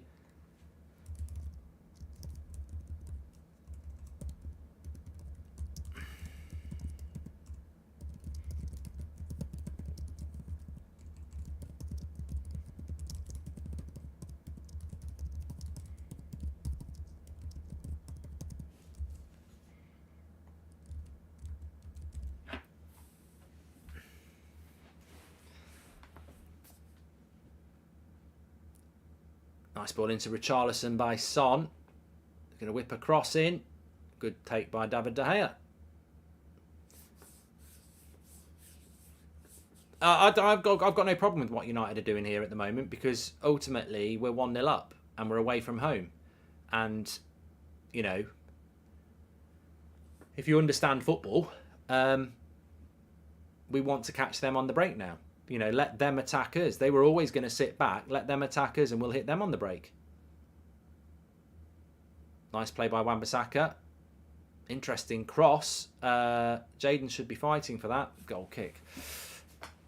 Can you see Weghorst 2-footing Kane so we can't buy him, says Alex. I don't think he'd be able to catch Kane, would he? I mean, Harry Kane's not the quickest, but I don't think Weghorst is quicker.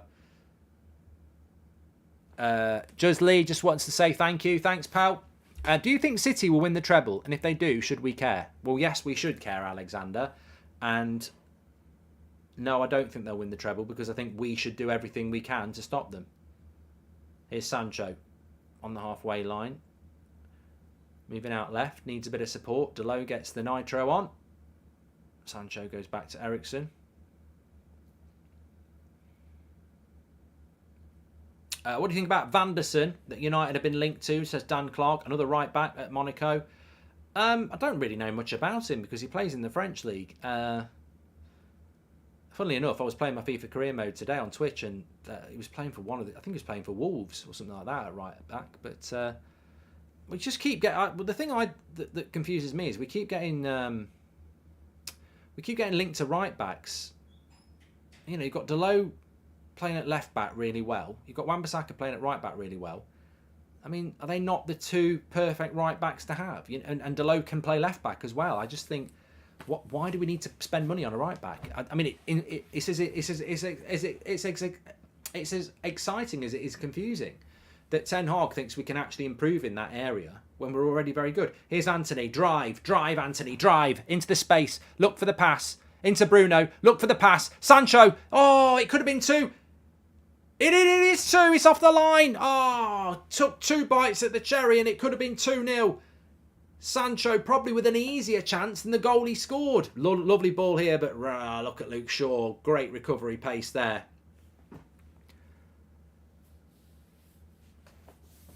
Sancho found himself in space, but Rashford finds himself in space. Forster's off the line. I'd like to see that Sancho chance again. I think he probably should have scored it. But I know that Rashford is naturally a left winger, but imagine if Ten Hag converted him to a striker. We could have an Mbappe and Haaland combined, strong and fast, says Sheriff. I'm happy for Sancho. Hopefully this will boost his confidence, says Mohammed. 100%. Yeah, 100%.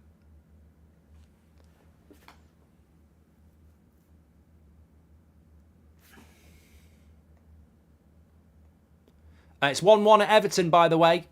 They've equalised just before half-time against Newcastle. Calvert-Lewin into stoppage time in the first half. It's 1-1 between Everton and Newcastle. That is a game for us to keep an eye on. You know, we want third outright. Apparently it's offside. I don't know whether that's been confirmed, but we can keep you up to date with that. But here's Manchester United. There's a pull of the shirt there, and he's not given the free kick. Absolute twat. Anthony Taylor's an absolute prat. How is he not given a free kick there?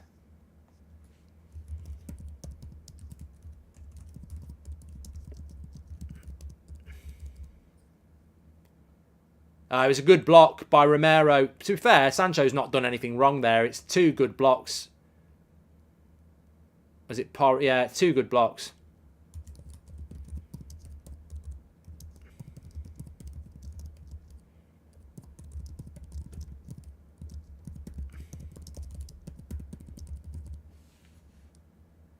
I don't know how Anthony Taylor hasn't given the free kick there. He literally got a fistful of his shirt. That's what Bruno's saying.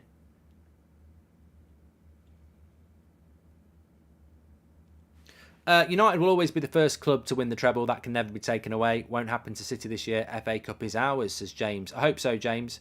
Thanks for the super chat. Do you think Shaw might be used more as a centre-back now and Delo used as left-back, hence the need for another right-back, says Kareem? I don't know.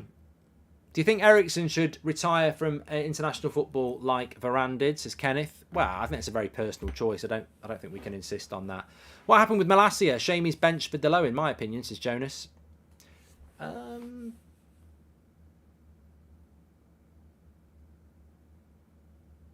That's a foul. No, I don't agree with that. I think Malacia had a bad game last time out, and ultimately Delos took his opportunity, hasn't he? I like Malacia, but I think Delos just come in and performed well, and that's what you want to do.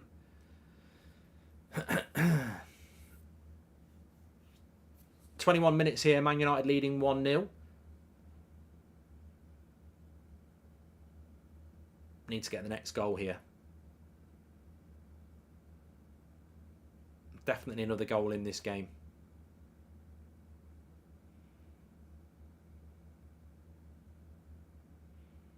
Nice flick by Bruno. Lovely play by Anthony. Into Eriksen. He's going to go wide. He's going to go wide to Sancho. Have a go, Jayden. He's going to do it again. He's going to use Eriksen again. Oh, he used Eriksen that time.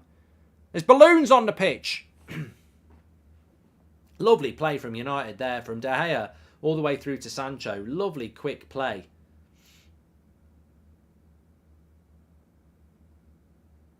Some really patient build-up in the play here as well.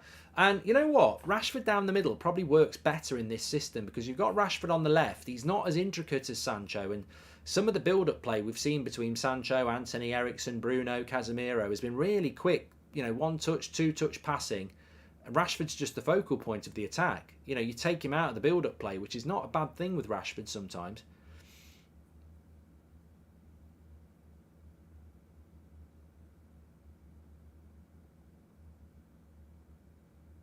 Look how high the defence is playing, though. It's very impressive. Nice touch by Eriksen. Rashford needs to find a pass. Anthony, he's going to go left here.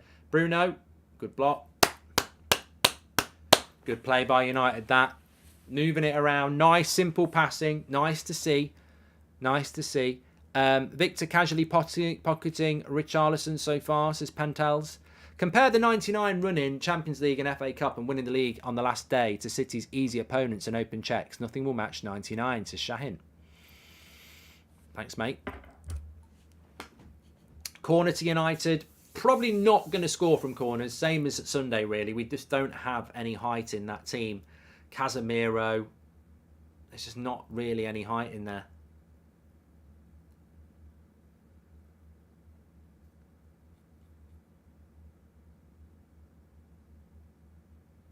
But we've picked it up. I'm Wan-Bissaka into Bruno, into Eriksen. Some lovely build-up play, says Nepo. I completely agree. Why does it feel like we keep getting the same refs every game, says Jason? Well, we just need to be careful for any bloody tackles by Casemiro, don't we?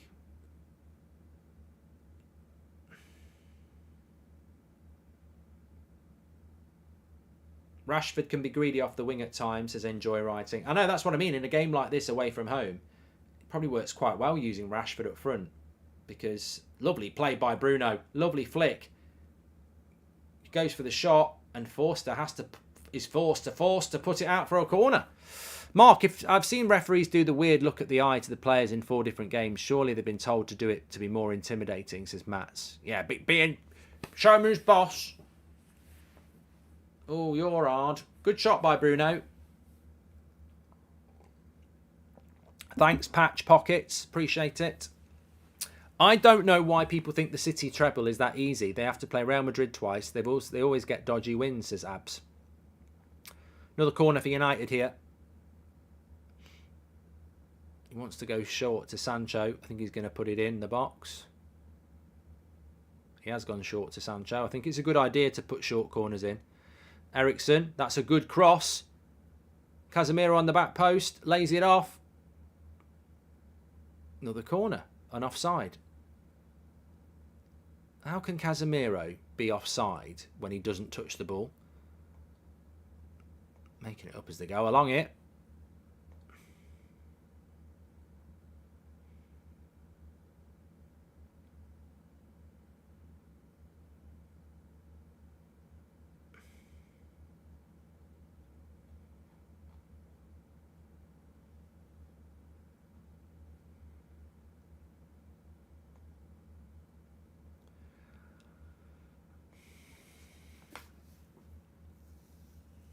Well, Harry Kane's been very quiet so far. Richarlison's the player that's causing the most hassle.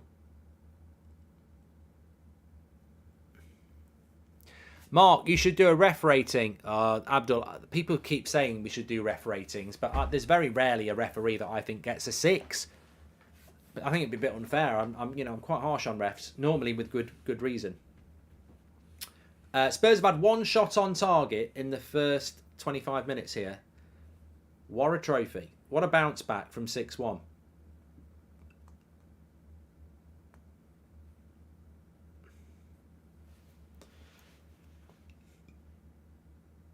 Hi, Ricardo. Hope you're doing well. I'd love to see Frankie de Jong juiced, but it's whether he wants to come.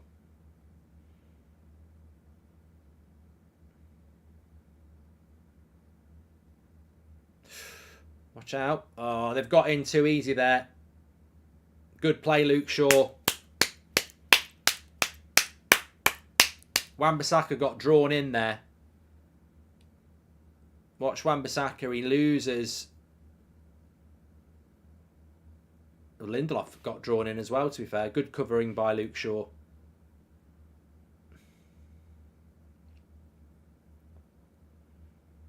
As I say, Richarlison's causing the most problems. He is.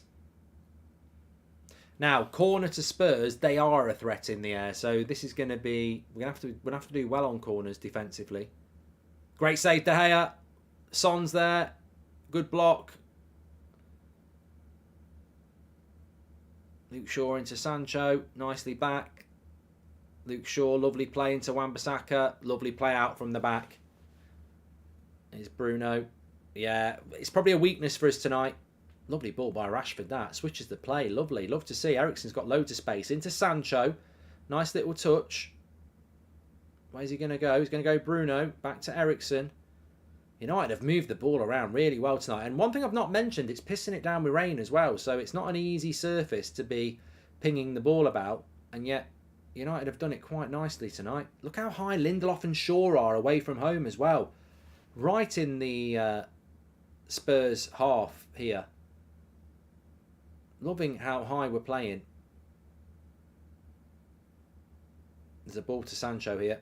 There's a ball to Sancho, Bruno. That's the ball. That is the ball. Here's Sancho on that left-hand side into the box.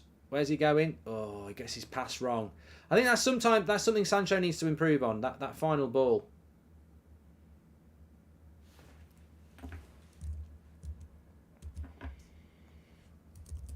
Let's have a look at this De Gea save. Though the corner came in, it's that front close flick. Yeah, it's straight at him. Good save.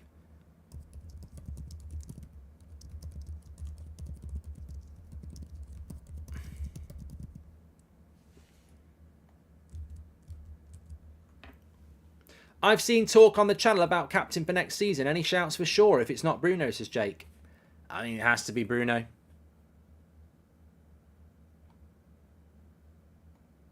Robert Taylor's gifted a membership as well. Legend Robert. Hi Mark, hope you're well. Start, bench or sell Beckham, Best or Bruno? Says, I'm not getting into that, Marcus. I'm not doing start, bench, sell. We've got a good game of football going on here. I did that on That's Football the other day, and it just took over for 20 minutes.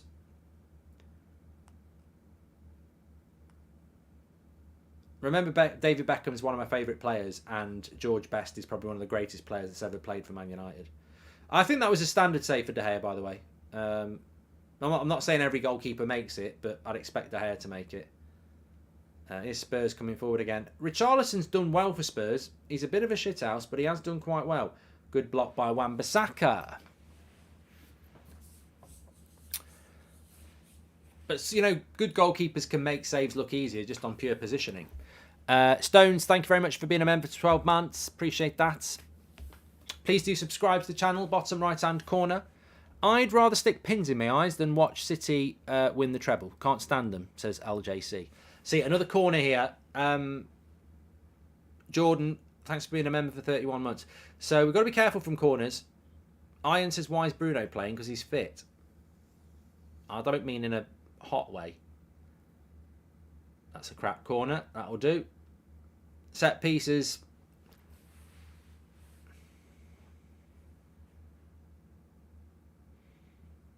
Best goalkeeper ever, says Stu. Of his time, Peter Schmeichel was pretty bloody revolutionary. The reason Schmeichel doesn't get looked back on as a great is because the game has changed a lot for goalkeepers.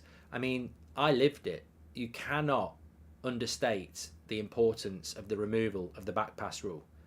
When I was a kid, I used to watch football games where Liverpool would just stand on the edge of their box, passing it to the goalkeeper who would pick it up, roll it out, pick it up. They could kill 20 minutes. Teams used to kill 20 minutes with the back pass rule. When they got rid of the back pass rule, goalkeepers had to be good with their feet, and it changed the game. So Van der Sar, I think Van der Sar is the origin of most, you know, Courtois, Neuer.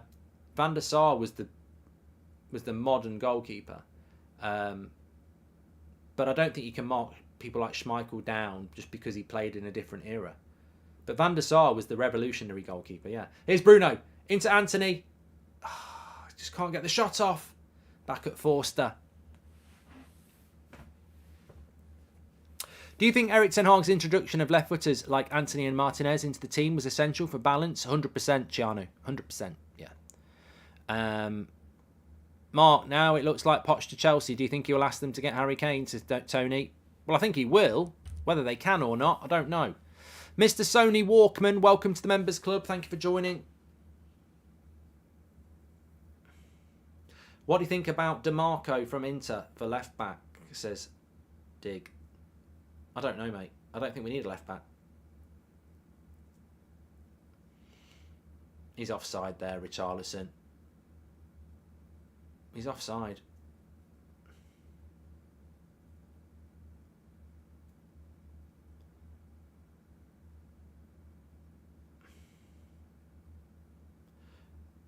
Tony Bain's been a member for 11 months. Miles offside. Linesman, you need to get your flag up quicker than that. But Luke Shaw was there again. As Kevin Shields says, he's there again. He's had a great game. Still 10 minutes to go to half-time. I'm pretty happy with United so far. I mean, Harry Kane is on the pitch. We've barely noticed him.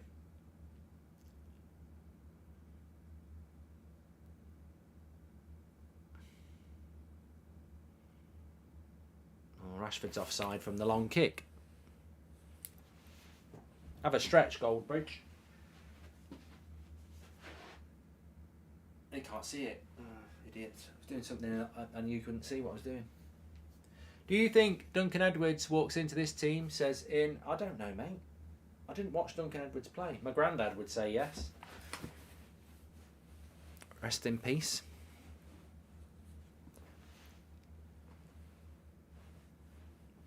Mark, do you remember the 99 group stage? What a fight that was to make it out of, says Red Smith. I just remember those 2 games against Barcelona were classics. Was it 3-3 and 2-2? They were great games. Bayern Munich were in our group as well, weren't they?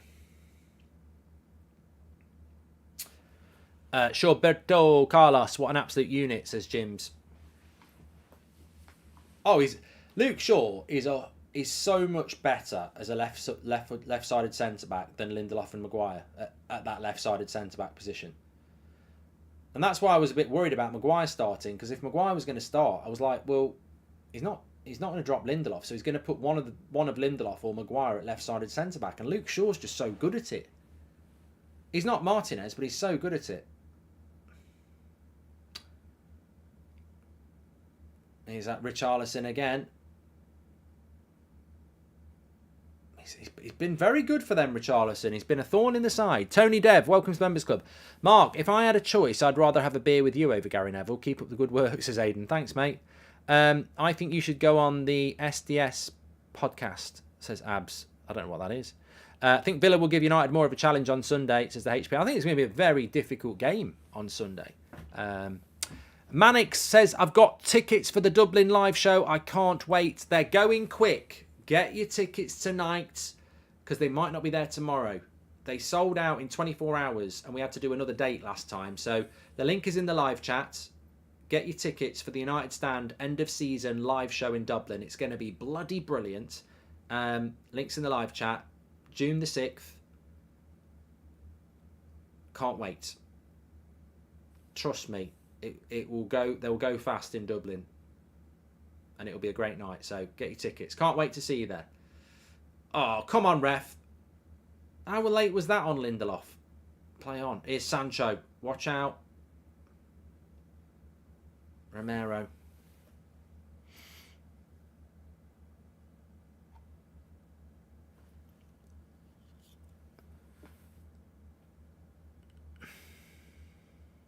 Dean says Eriksen's the complete footballer. He's playing well tonight. I think he was a bit... Luna got his Dublin ticket this morning. Cheers, mate. Spurs are very poor, says Femi. Hey, it's 1-0, mate. It's only 1-0. Like, let's not start counting all our eggs before they've hatched. Lovely ball. Oh, unlucky. The Red Pants are back out of the draw and being nursed back to full fitness for the cup final, says Lloyd. Lloyd, look after them Red Pants. If you know, you know. Luke Shaw's been magnificent tonight. Absolutely magnificent. He's just sprinted across the pitch and took the ball off Richarlison again. Absolutely fantastic. Did Souness say Shaw is too small to play centre-back, says Kenneth? And hey, Mark, this is random, but do you remember Mkhitaryan? What went wrong with him? We all remember Mkhitaryan, Louis.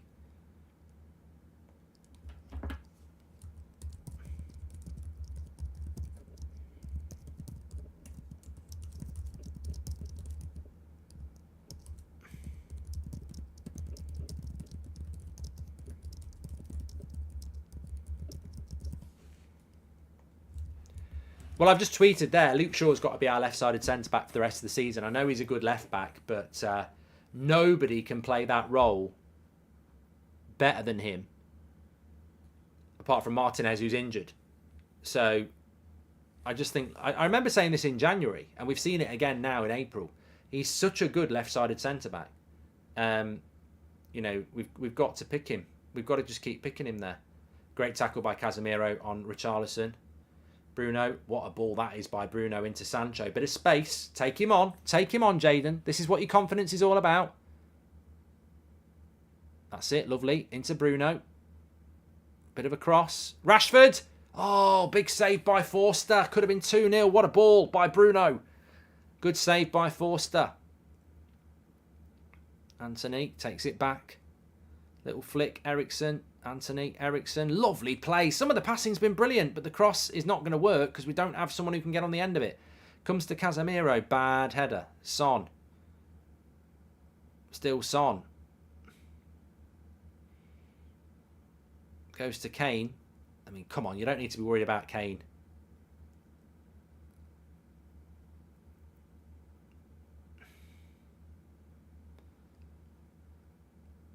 Well, that's the first thing Kane's done all game, and it's from a bad angle. Goes for a goal kick. It was good play by Spurs, to be fair. Kane held it up, gave it to Højbjerg, and then he made the run again. But the cross shot wasn't that good. Pedge says Lindelof's not been that good.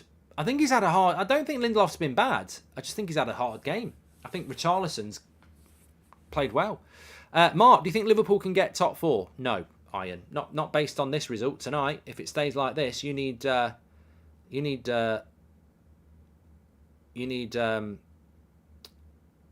and Newcastle not to win, and we're both winning. Bournemouth are winning away to Southampton, by the way. That could basically send Southampton down. 1-0 to Bournemouth. Big goal down at Southampton. Tavernier scoring. Right, here's Anthony. Bit of a break. Nice ball again. The passing's been good. That's a delightful ball by Eriksen into Rashford. He's going to shoot. It's a good save with the feet. You can't argue with it. You can't argue with that. Great play by Anthony and Eriksen. Whoa, referee. Let's go back here. Yellow card, Højbjerg. You dirty animal. That's disgusting. We could be 3-0 up. I don't think we should be 3-0 up. Harry Kane would improve us, says Ryan. Watch this tackle by Højbjerg. It wasn't as bad as I thought. Kizza says Casemiro is way too nonchalant in his passing. Lovely play, though, this. Lovely ball by Eriksen. I think Rashford does everything right. Keeper does his job. Another free kick for Manchester United. Well, Manchester United. 1-0. Doing well. Happy. I'm happy. Please subscribe to the channel, by the way. Bottom right-hand corner to do it. Eriksen's stood over this free kick. It's a bit far out, but Rashford doesn't seem to be on this one. He's not going to take any parts. He's stood in the wall. So it's going to be Christian Eriksen. No Bruno, no Rashford. It's definitely going to be Eriksen. Up he steps. Oh, just over the bar. Didn't really cause any problems there. Luke Shaw, man of the match so far, says Tammy. Perfect. Casemiro has been sloppy tonight. He needs a rest, says Clone. Yeah, who are we going to do that for? Jameson Smith, legend of the chat. He's just gifted 10 memberships. Give him a shout out. Thank you very much to Jameson.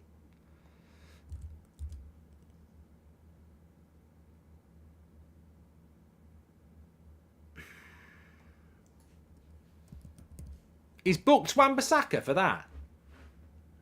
Having a fucking laugh.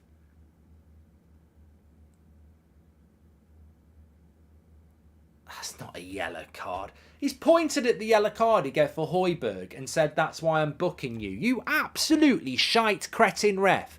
The bloody hell is he on about? It's not a yellow card. It's got nothing. It's nothing like what Højbjerg did. Højbjerg was late. Wan-Bissaka's just gone for a 50-50. Luke Shaw, you got to come across, mate. You got to come across. Good save, De Gea. Yeah, Luke Shaw got across quick there. It's funny, really, because they are causing us problems down Wan-Bissaka's side and not Dalot's side. And you'd think that they'd target Dalot with Son, but it's Richarlison who's causing the problems at the moment. Go on, Rashford. This is it. Come on, up against Eric Dyer on your own. 1v1. Off we go. 2-0. Get in! Get in! Get in! 2-0. Absolutely incredible. That's what it's all about. Mentality Kings. Get in. We've been working for that all half. Absolutely brilliant. We pulled Spurs in. We've been waiting for the one-on-one with Rashford. Whoever released Rashford there, give them a pay rise. Absolutely brilliant. Absolutely brilliant. Get Rashford in a 1-1 against Eric Dyer. It's like a bloody... He's about as useful as a marzipan dildo. He ain't got no pace. It's Bruno. Of course it's Bruno. Absolutely brilliant. Exploited him in a 1-on-1. See you later. Eric Dyer. He ain't got no pace. And Rashford just finishes him off. Absolutely brilliant. Brilliant. Great goal. That's what Rashford can do. Intelligent. That's just intelligent. What a pass from Bruno. Brilliant.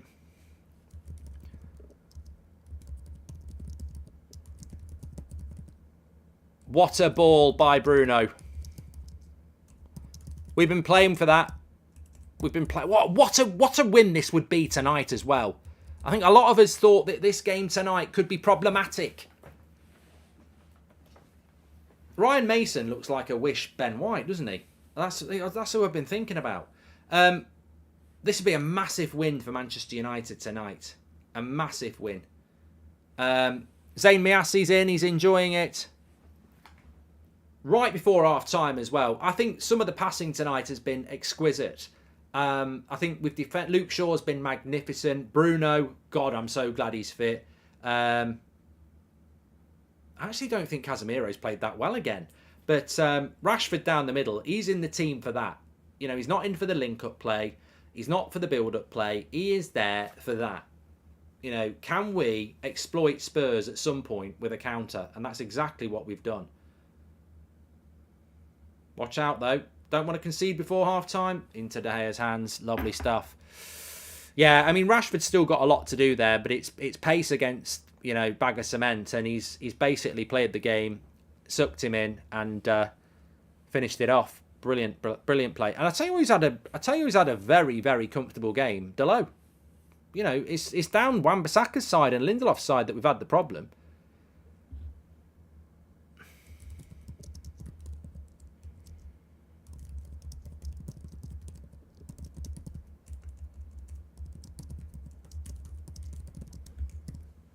Eriksen's played very, very well. Sancho's been good. Anthony's been nice and tidy in the build-up.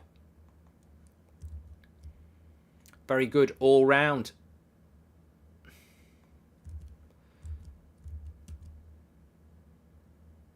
Maxud, thanks for being a member for 20 months. Welcome to Members Club Finley and Nicholas Sunday Football Stuff. Don't underestimate the work Anthony did. He's my Brazilian workhorse, says Justin.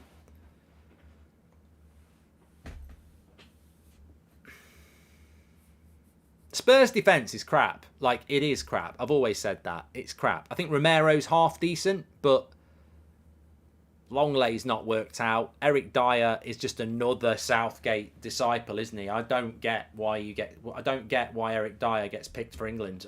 I don't get it. It's the same as Maguire.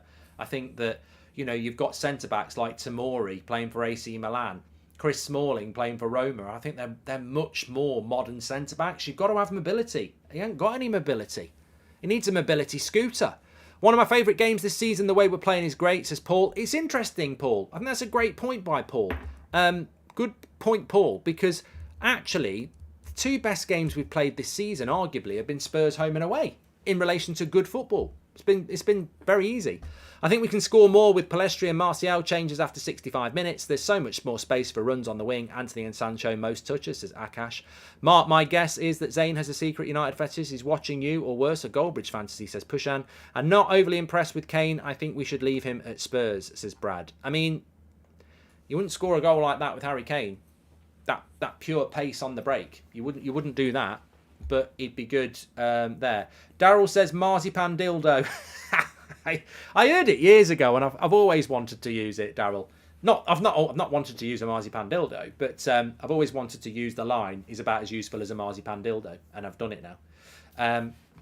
Unsung hero sure has been quality. I don't think it's unsung, Don. I think everybody appreciates him. He's been brilliant, absolutely brilliant tonight. Luke Shaw's been great. David De Gea's been tidy. Dalot's been tidy. I think Lindelof's done okay. Wan-Bissaka's done okay. Casemiro's been okay. Eriksen's been really good. Bruno's been really good. Anthony's been good. Sancho's been really good. And Rashford's been good and done what he's there to do. It's really, really, really impressive. But overall, it's not about the individual, is it? I think sometimes we dwell on the individual and we start going, he's been good, he's been good, he's been crap.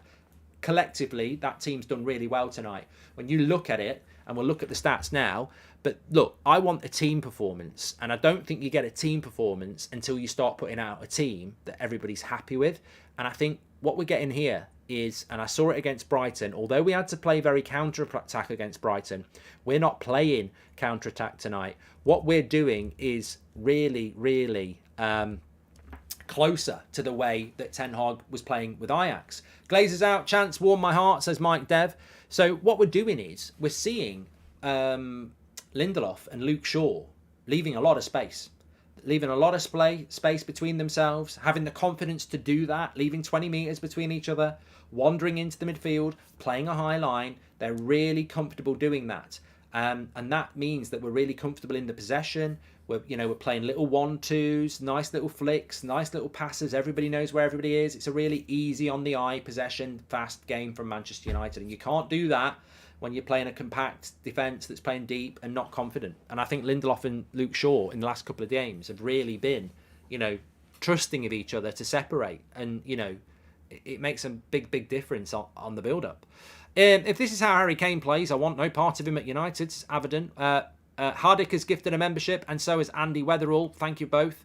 Beth should do a video on every game morning. Every time he's slated, he puts in a top performance, passing and distribution on points, says J90.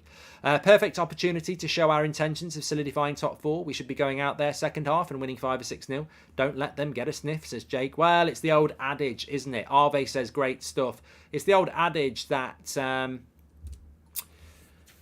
can be a dangerous scoreline. We'll see. Malacia for Wan-Bissaka in the second half, with Delo moving to right back since he's on a yellow and we're getting exposed down that side. Thought, says Robble. He might look at that, Robble. I actually think that the Wan-Bissaka yellow card was a joke. Højbjerg got a yellow card a minute before because he was late on on Bruno. He goes and books Wan-Bissaka for trying to win a 50-50 and catching Richarlison. Stupid, but he is on a yellow now, and I think Richarlison has been Spurs' best player. It's weird, they put Son against Delo on the left-hand side, and actually it's down the right-hand side of ours that they're getting the most joy against Wan-Bissaka.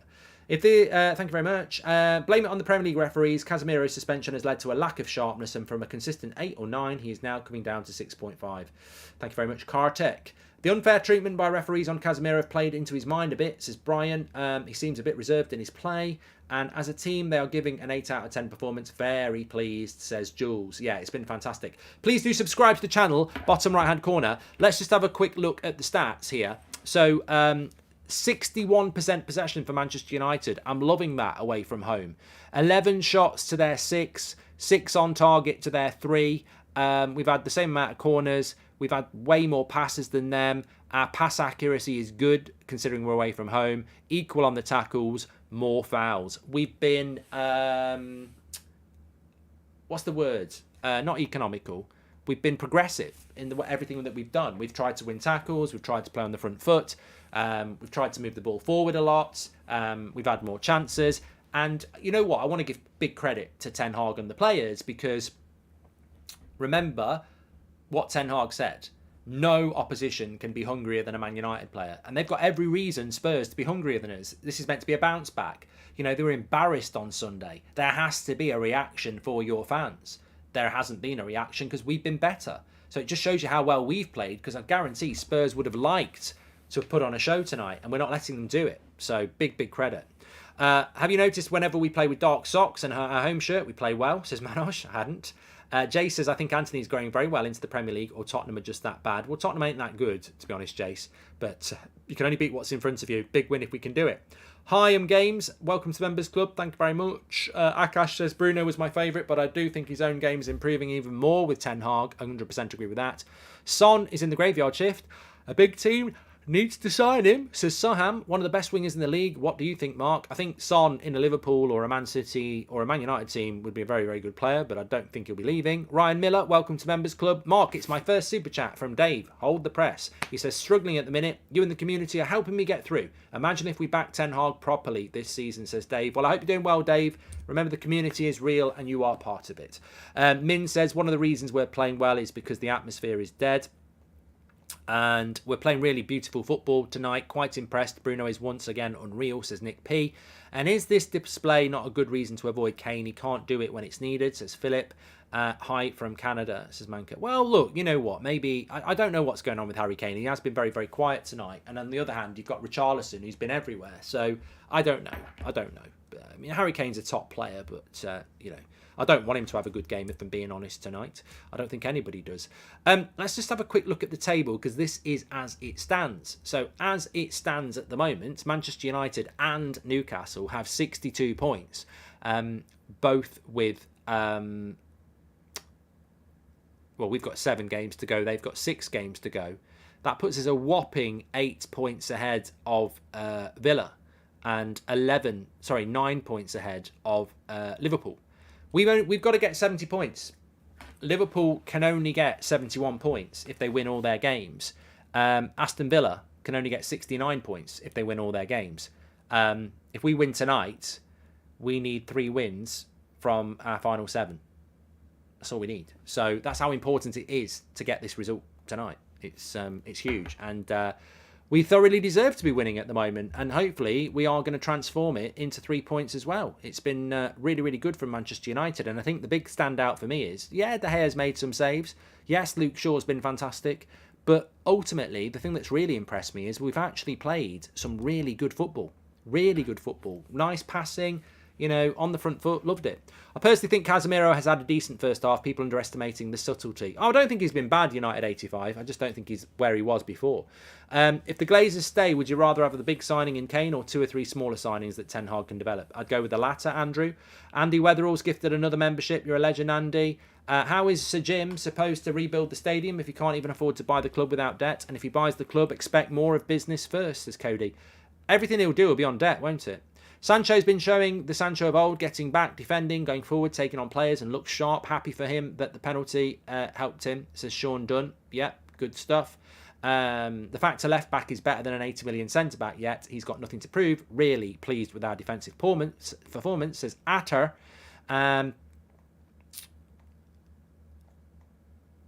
Tottenham hot dog water, says B4. And Sam says, hi Mark, is there time for a half-time player rating, says Sam.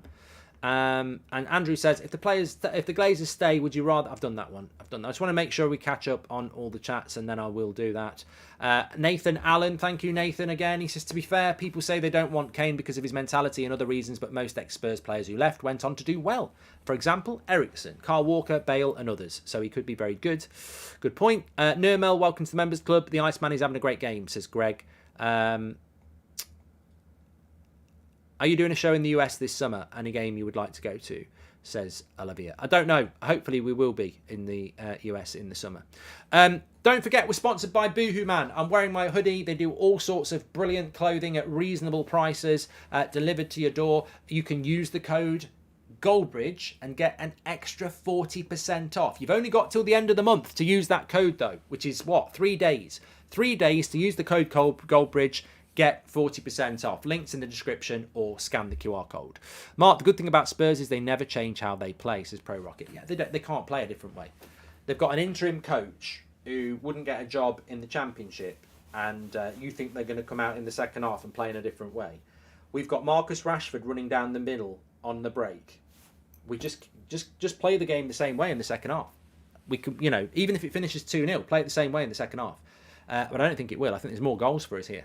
Hi, Goldbridge. Did you watch Villarreal? Their sub-striker, Afani, back up to Kane, says Joel. I didn't. Sorry if you went over it, but did you read Marcus Rojo's comments? I didn't, reckon. I didn't. I don't know what's been said. Are you going to do Belfast live show? We will do Belfast at some point, Darren. You should see Marcus Rojo's interview about Ollie and Maguire. Did you get to it? No. Where can I find it? Because I definitely want to read this out now. Sancho redemption, we're all here for that, says Sin. Just as a reminder, the link is in the live chat. I don't know whether it's in the video description, but it was in the video description this morning. I probably should have put it in the video description, actually. It's always easier for people. I will pop it in there. We have got a live show, an end-of-season live show. The shows in March were fantastic. Liverpool, Manchester and Dublin. We're back in Dublin in a bigger venue for an end-of-season live show on June the 6th. It's going to be brilliant. Would be great to see you there. Tickets went on sale this morning. They are selling fast. But if you want to get one, you can get one now.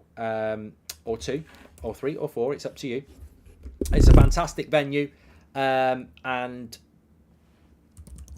they are going quick. So make sure you get them while you can. It's going to be a very interactive evening. As is last time. In fact, more so. And it's great to get out there and meet people.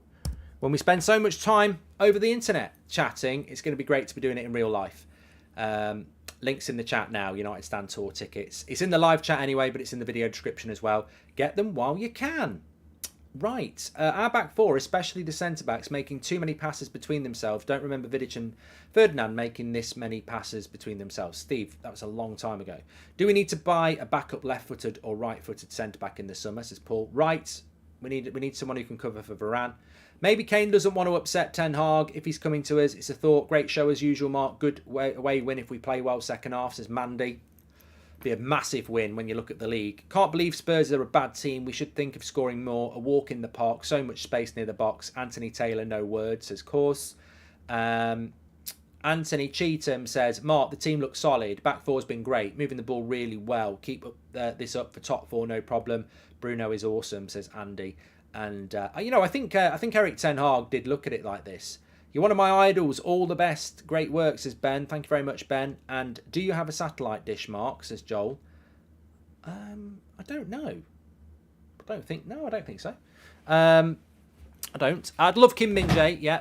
And thank you very much for that. Let me just get rid of that. I haven't done a farts, no. You would love Rojo comments on Twitter. I'm going to find these Rojo comments. Now.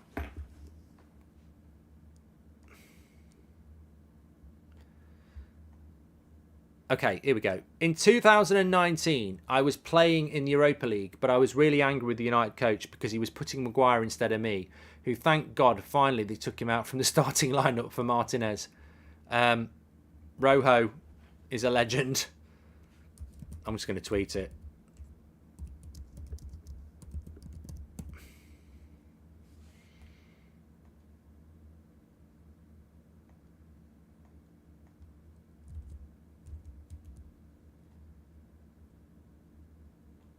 He's not having a very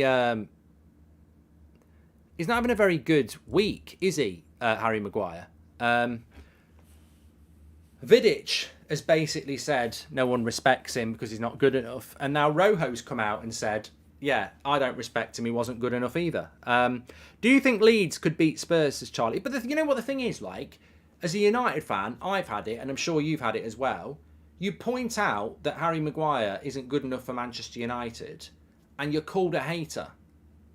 When actually you're a progressor.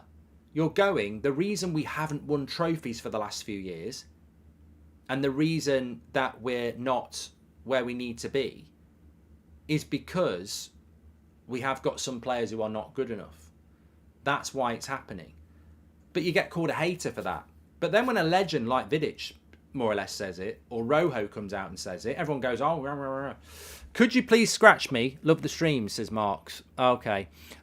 We so badly need the board to back Ten Hag and get a striker in the summer, like Osimhen, Ramos, Tony, or Jonathan David, says Riley. I didn't fart, Sam. I don't know what this fart bridge thing's all about. Anyway, second half's about to kick off. I do think we need a striker. We know we need a striker, but in the context of the game today, I think Marcus Rashford down the middle with pure pace has been a tactical.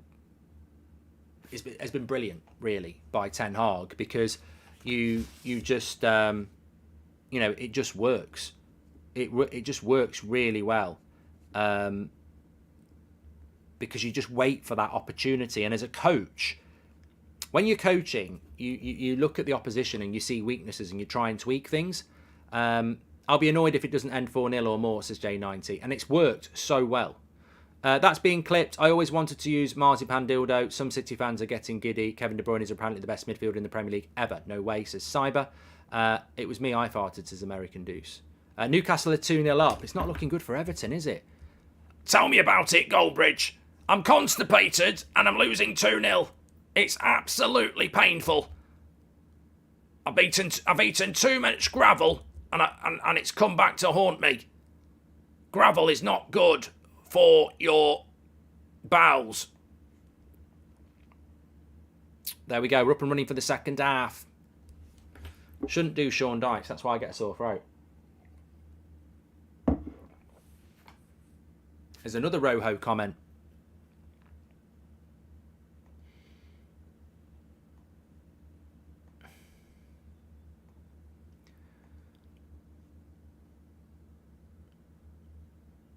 I don't know what it is.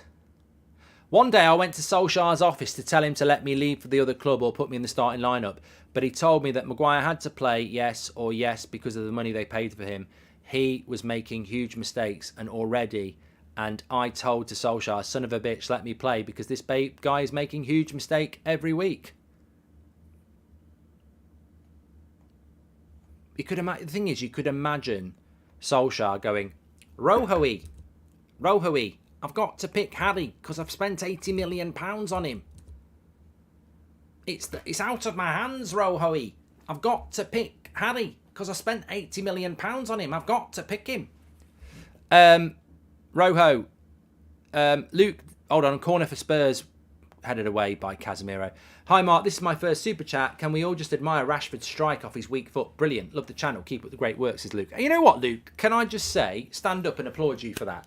Because sometimes you do miss stuff. And you're absolutely right. There was a shot from Marcus Rashford. There was a shot from Marcus Rashford where Forster saved it with his feet. That was off his left foot as well. There's also been a shot where he scored off his left foot because he's worked on it. Another tactical masterclass by Ten Hag, says Dakota. Rashford down the middle helps us defensively because he doesn't track back, says Christopher. Sin is a legend, $500. I'm just about to read this one. Sin, thank you very much for your super chat. Very generous, but he's just said, Roho, laugh. Great job on first place. My condolences to Silverbridge and Bronzebridge, says Sam Lawson. Well, Spurs look like they're coming at us a little bit here. They've got to, I suppose. We need to switch on here because Spurs have started off very energetically in the second half, and one goal changes it. 2-0 is quite dangerous. Perisic with the cross. Back post. Kane looked to me offside. Back post again. Well done, Lindelof. That's a foul. That's a foul on Lindelof. He's not giving it. He's a twat, Anthony Taylor. He is absolute. Look at him. I didn't see anything wrong. Watch. He gets shine bright like a diamond, says Uar Cantona. Watch this. Watch this cross here. Watch what happens to Lindelof. Lindelof wins the header, yeah. Barged in the back by somebody. And then that somebody nearly scores. It's a definite foul. Longley.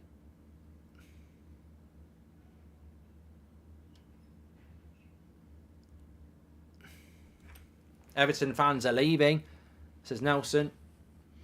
Anyway, we got away with it a little bit there.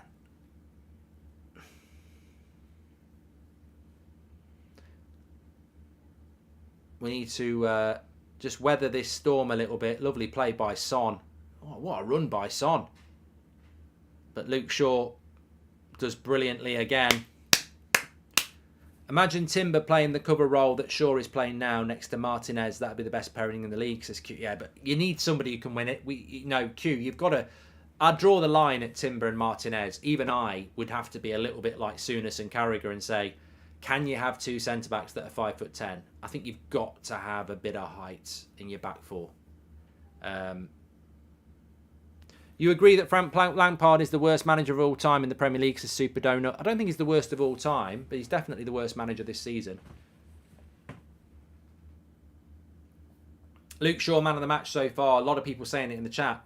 I agree with Paul Greaves. I think he's been brilliant. I've been so impressed with him. Like, he's just got to be our left-sided centre-back when Martinez is injured. Like, you're weakening centre-back if you put him at left-back. He's got to play left centre-back for the rest of the season. But you know what? I'm loving everyone say it in the chat. It's 3-0 to Newcastle now. I'm loving everyone saying it in the chat because we were saying exactly the same in January.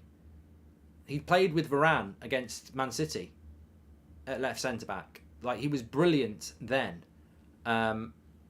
It's the second time this season. It's not a coincidence. He's a brilliant left centre-back.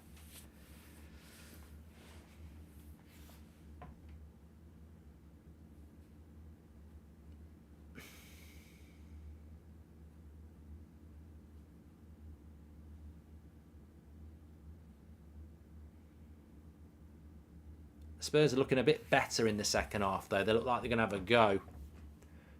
So let's not talk about top 4 being closed shop yet. Lindelof deserves praise. He's done well, Mario Franco. I like Lindelof. Nice ball by Casemiro there to Sancho. Bruno's going to pick it up. Lovely play.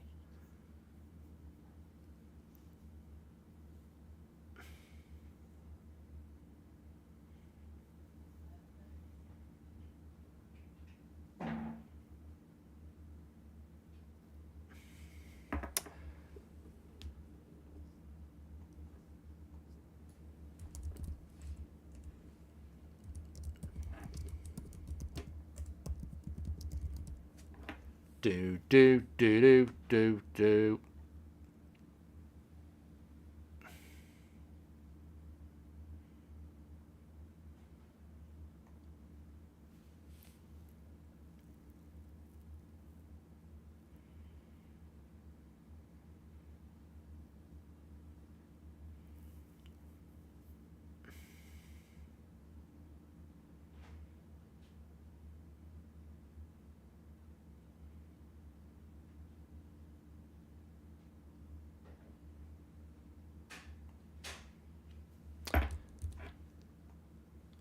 Imagine, I've done that one. Thank you very much. Okay. Kane is literally a CDM. Why are we obsessed with him, says Faris. Look, the mobility of Kane is a bit of a problem, but in the right system, he obviously would be very good. But he ain't very quick.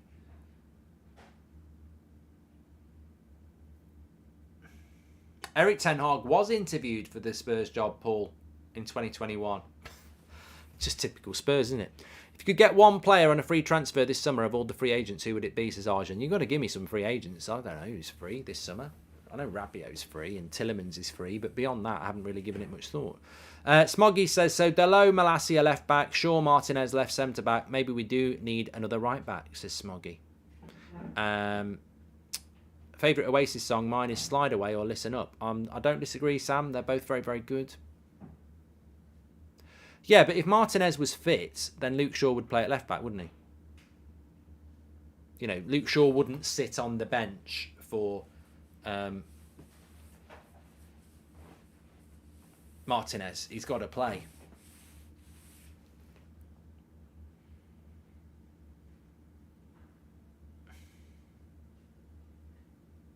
Just got to ride out this next, the first 15 minutes of the half. Spurs are having a go. They're always going to have a go.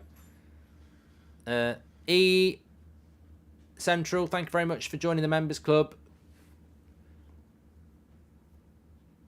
Player rating is going to be very interesting tonight. Looking forward to it.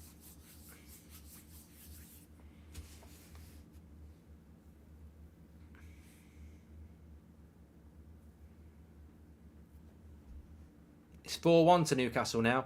Big shout out to Eriksen tonight. Generally, when he plays, we have clear patterns of play. Everyone is calmer. The patterns create chances, says Andrew. Look, I think we missed Eriksen massively when he was injured.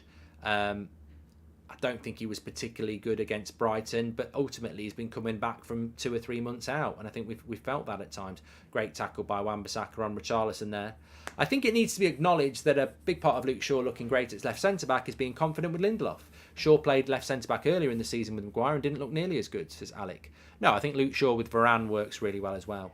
We tend to counter a lot. Why would we buy a slow striker and an ageing one at that, says Brian. Watch Ajax versus PSV highlights from a few days ago and Luke de Jong wins an easy header to score over Timber. If that's in a United shirt, I'd be raging, says Robble. Do you think the Shaw is better centre-back or left-back? For me, he's better at centre-back, says Kareem. Oh, I think he's a brilliant left-back, mate. I really do. Pep wanted Kane before Haaland, says a lot about the player, really. If Pep wanted him and Eric plays a similar style to him, maybe he's got told to go deep, says Nathan.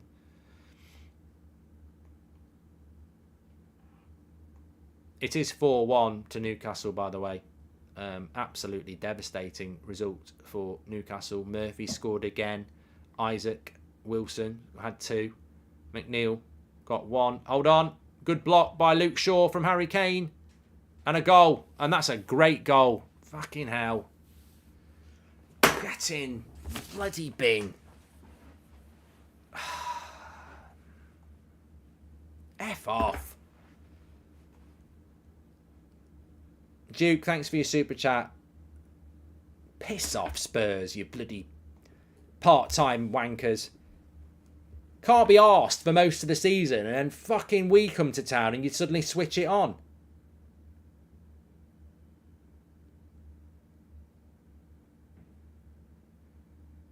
I mean, Richarlison is in the way of De Gea here. I think De Gea's trying to say he's in the way of him. I think technically that's offside.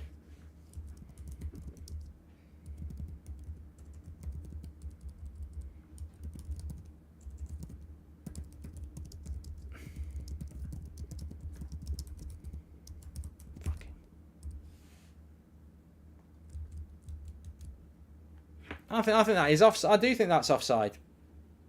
Wankers.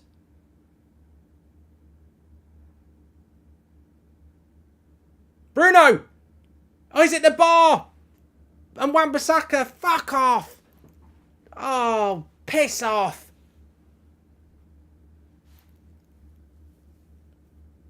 Just needed to score then. We score then. Lovely play by Bruno, and he's at the bar from 6 yards out.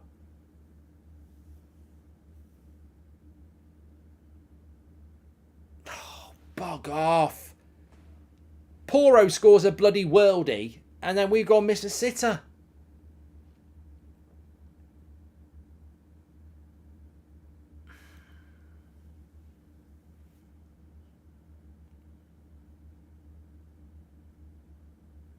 Here's Anthony.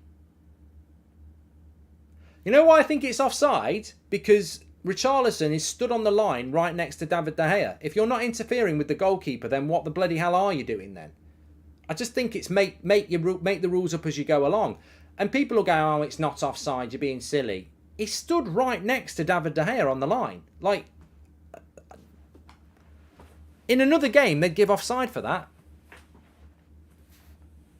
But we need to switch on anyway. We've bloody fell asleep in the second half here. Go on, Sancho. Need some help.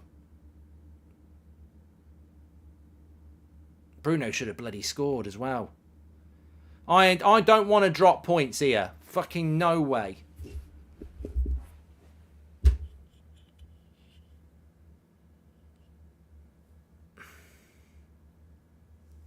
Don't worry, Mark. You're forgetting that Eric Dyer's playing, says Matty.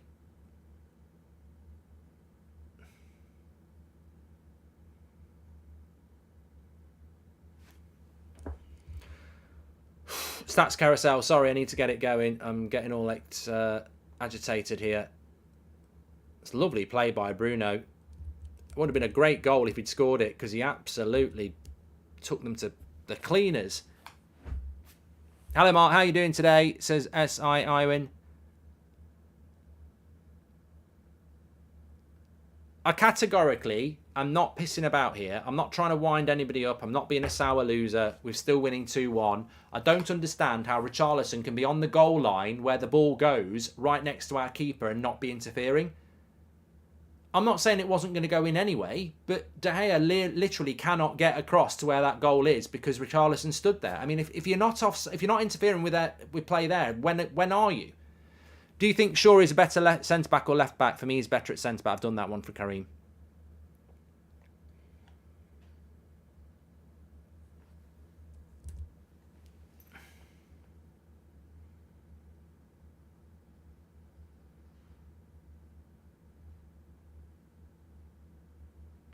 Well done, Wan-Bissaka. We're just inviting the pressure here. EJ, thank you very much. Says Casemiro was offside when he was nowhere near the goalkeeper in the first half. But I agree with Mark Flash Alexander. There's no excuses here. We should be winning.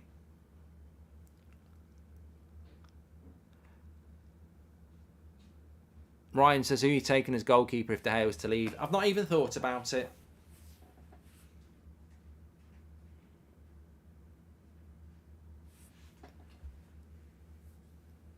Wan-Bissaka's having a bit of an off game, says Elliot. I think he's had a challenging game tonight. Yeah. We've got to be bloody careful here. Half an hour to go, 2-1 up. How has this happened? I've not jinxed anything. I didn't say the game was over. Fred is coming on. Good call in the chat. Richarlison off, which is surprising. I think he's been their best player. Martial's coming on as well. I think he's going to get Sancho off. Kulusevski's another dribbler. Eriksen's coming off for Fred. Martial is on for... I don't know yet. We're in trouble now, says Man United. Sancho. Sancho's a little bit unlucky, isn't he, to be coming off after an hour?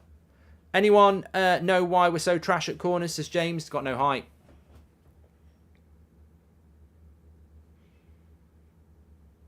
Go on, Rashford. Oh, we've got to get in these tackles now. They're winning more 50-50s. Got to start putting our foot around now. Fred, this is your job.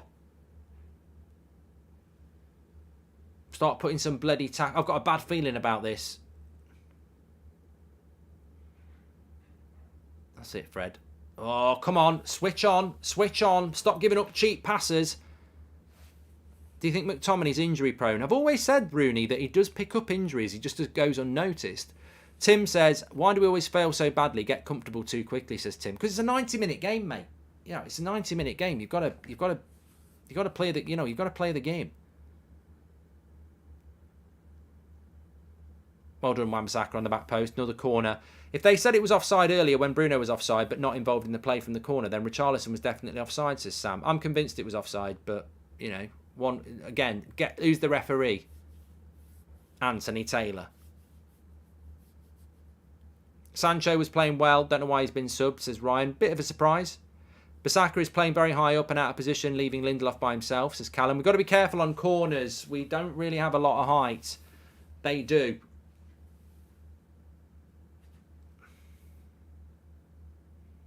Well out by Bruno.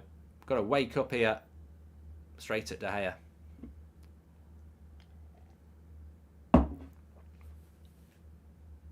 I think Villa's going to be a very difficult game on Sunday.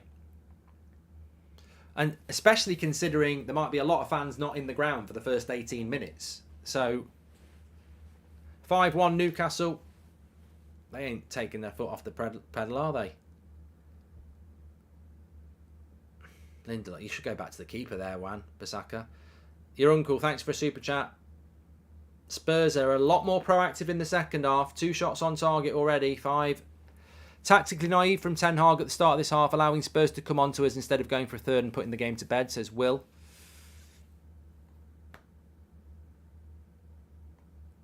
Nihal says, I've actually seen Wan-Bissaka defending the front post. Here we go. Wide. Go wide. Go wide to Anthony. Have him. Have him on toast. Have him on toast. Into the box. What the fuck was that? It was neither a shot or a cross, Anthony. Wonder if it's worth bringing Pellistri on.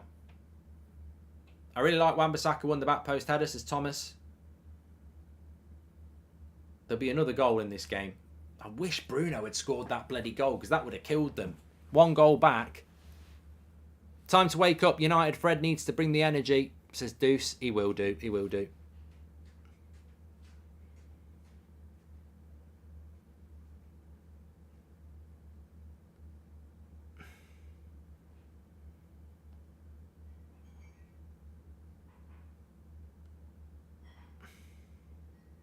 Getting annoyed watching Anthony just walking around, says Anthony Jury. Well, Spurs are putting a shift in here and we've got to start putting a shift in back. As Ten Hag said, no opposition player can be hungrier than a Manchester United player.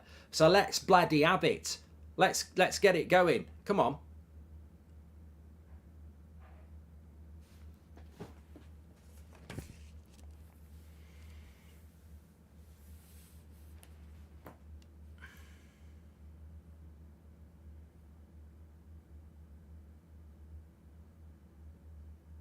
Very quiet game from Casemiro. I think Casemiro's been all right, Little. I disagree with this whole Casemiro isn't playing very well. I do think he's done all right. He's not the player he was before the suspension. Lovely run by Harry Kane here. Why are we suddenly giving him the space? Son, big chance. What the fuck's going on? We're hanging on here. Spurs have come alive. And we're hanging on. I fell asleep in this second half.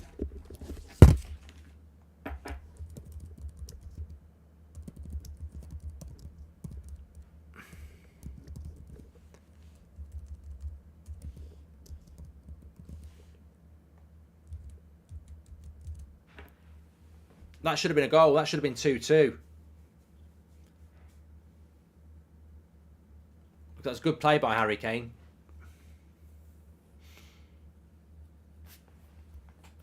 Obi-Wan-Bissaka to score the winner, says Toho. And again, they're winning everything at the moment. Get a bloody tackle in. Come on. Spurs are coming alive here.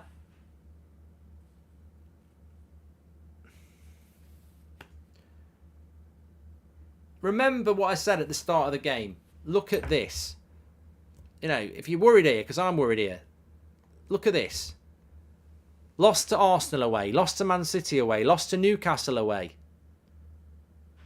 lost to Villa away, lost to Liverpool away, lost to Brentford away, haven't played Brighton away and are playing Spurs away now. Our away record in the Premier League this season is bloody terrible. We need to wake up. And fast. Lindelof's on a yellow. And he's all over the place, says Red Army. I think the whole team's all over the place at the moment. I don't think you can pin it on one player. There's just so much space out there. Lost our heads is right, times. I'm not sure the substitutions have actually helped us. I mean, the Sancho one was a little bit weird. I agree with the Eriksen one if Fred's going to come in and make a difference. But...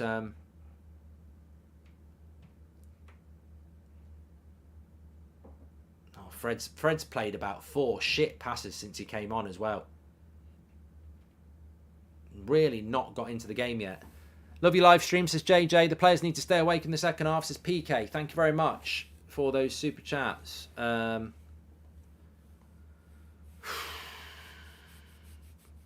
Second half is always an issue, says Ryan.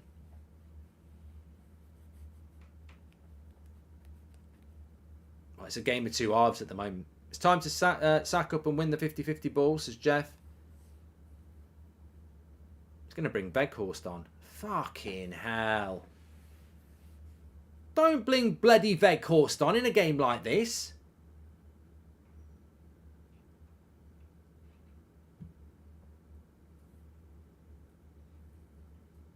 Well, I don't mind Weghorst, but who's he taking off? Anthony for Weghorst.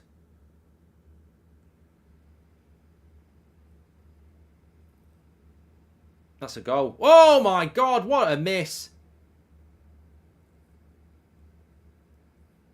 Eric Dyer, what did I say? But as useful as a marzipan dildo, he's missed a sitter from 6 yards out. They should be 3-2 up.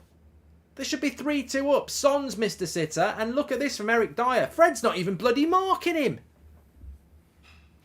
Fred's had a nightmare since he came on.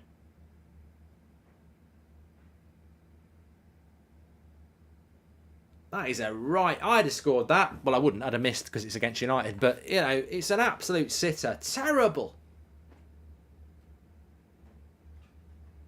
Martial and Fred are not at the races in this game at all. Here we go. Bruno. Lovely ball. Rashford, come on. It's it. Oh, could have been an own goal.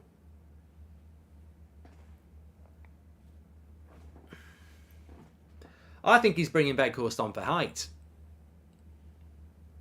It's the only reason. Eric Ten Hag's gone to sleep, says William. 20 minutes to go.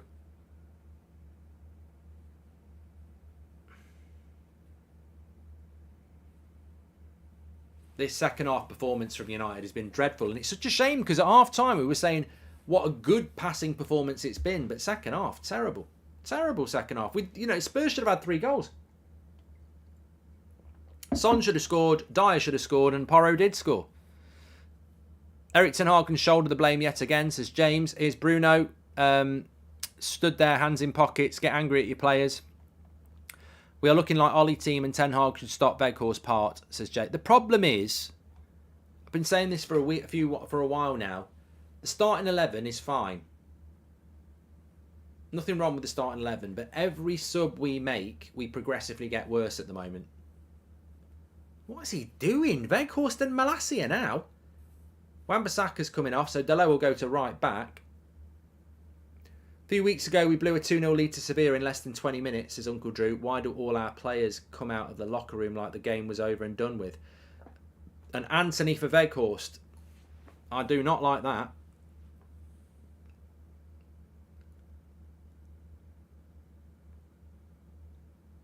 Well, Weghorst is going to play at number 10 and Bruno's going to go right wing. Little Normie says this is why we miss Garnacho. I think Weghorst is coming on for height, really, if I'm being honest.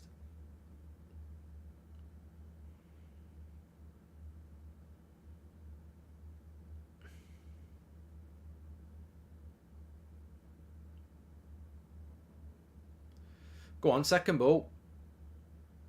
Casemiro, Rashford.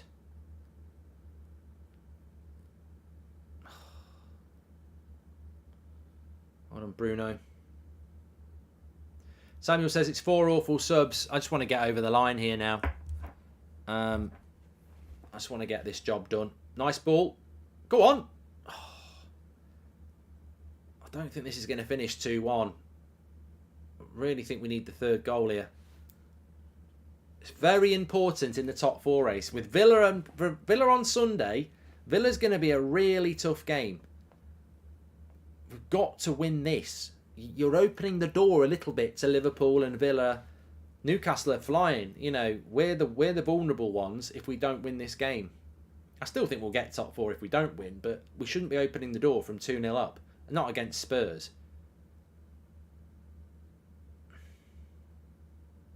The subs have got to get going. Like, the game is... lovely play by... The game's cooking. Like, there's a rhythm to this game and we've got to get into it.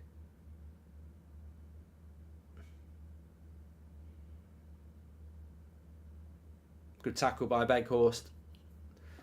We have to support Ten Hag. If these are the subs he wants, we must support him. 100%, Alex, of course. Of course. It's not like he's got loads of good options. Spurs have been the better team this half. Yes, they have. Lindelof's got to be careful. He's on a yellow.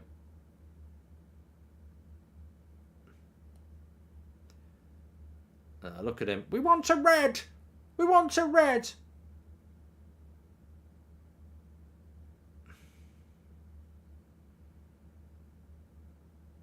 He's got to be careful, though. He's on a yellow. Why are we strolling on the pitch, though, says Akash. Well, if he gets a bloody another yellow card, we need Maguire fit. Why are we letting the game get so open, says Seb. We don't really have any... This is the thing. This is why I wanted Maguire fit. I wouldn't mind Maguire, actually. I'd go to a back 5. We better not play like this in the final, says Archie. Long way away. Long way away.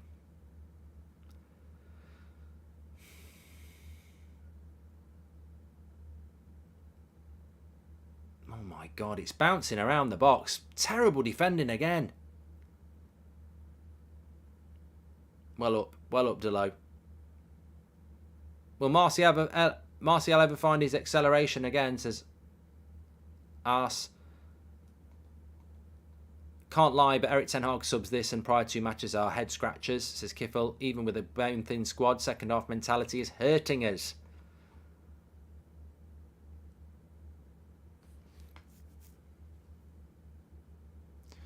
I don't like Malacia up against Kulusevski as well. They've just got there's so many people not being marked. Shot straight at De Gea from Kane. The more we cheer for Man United, the quicker they go to sleep on us. What the bloody hell, says Jessica. And McKenna is better than a lot of Premier League managers. And Southampton have lost to Bournemouth, if you're interested. Excuse me. And Everton have lost 4-1 at home to Newcastle. Wow. That's all I'm going to say. Wow.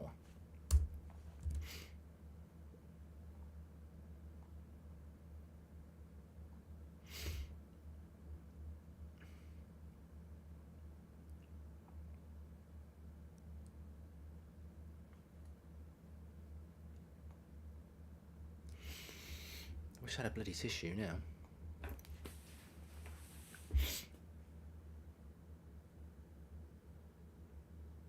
Casemiro's getting a lot of stick in the chat. I mean, it's a puzzler. It is a puzzler. I just can't see anything other than a Spurs equaliser. I really can't. I think we're struggling here.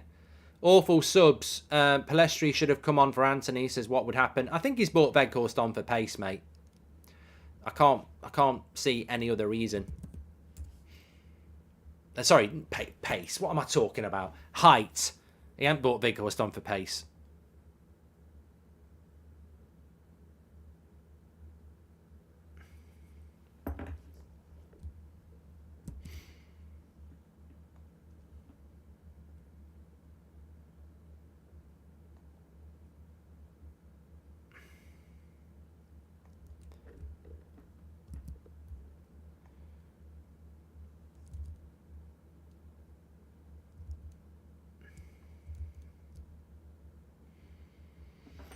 Danjuma's on. They're going for it. I trust Ten Hag over the United Stand chat, says Thomas. Good. You should trust the manager. Don't think anyone's telling you not to. What do you want? A sticker? It's called opinions, mate. It's what makes football great. But we should trust in the manager, of course. That's what he gets paid to do. I'm glad you trust him more than people in the chat.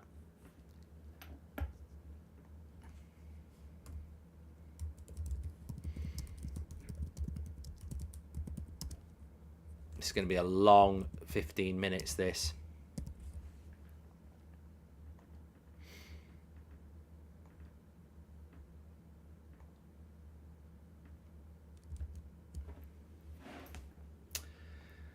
Thoughts on Casemiro? Hasn't been the same after the comeback. Haven't noticed him the whole match. Sorry to say, says Guraj. And good time to be a Geordie. We're flying. Hoping for Man United to win to stop Tottenham getting Europe and catching us. They don't deserve it, says Darren. Well, I don't think Newcastle fans need to worry at all. You are absolutely on fire. You're back in that early season form, aren't you? On fire. Unfortunately, I think we should have done to Spurs in the second half what Newcastle did to Everton in the second half. But for some reason, the drop-off is there again.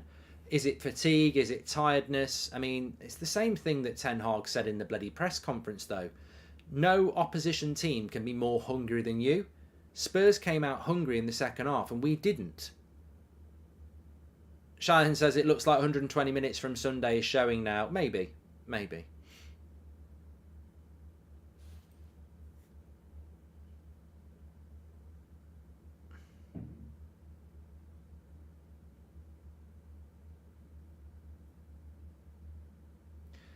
Trustbridge, says Andrew. Thank you very much for your super chat, mate. Please do subscribe to the channel, by the way. I think we hit 640. I never did check. But bottom right-hand corner to subscribe. Get involved with the United Stand. It's going to be a very interesting day tomorrow. The deadline for the sale of Manchester United comes in. And we're expecting news to come in later on tomorrow. So make sure you subscribe. Bottom right-hand corner. Oh, here's Harry Kane. What a cross. There it is. Brilliant. Brilliant. Absolute shit. Fucking bottle jobs. I mean, absolutely useless. I can't believe that we've just let this go. Fucking knobheads. To Spurs. Fucking 2-0 up against Spurs and you give up a 2-0 lead. Fuck off. Absolute joke. Absolute joke. Malassia's out of position. We might get lucky with... No, we won't get lucky with an offside because it's not Danjuma. Fucking rubbish.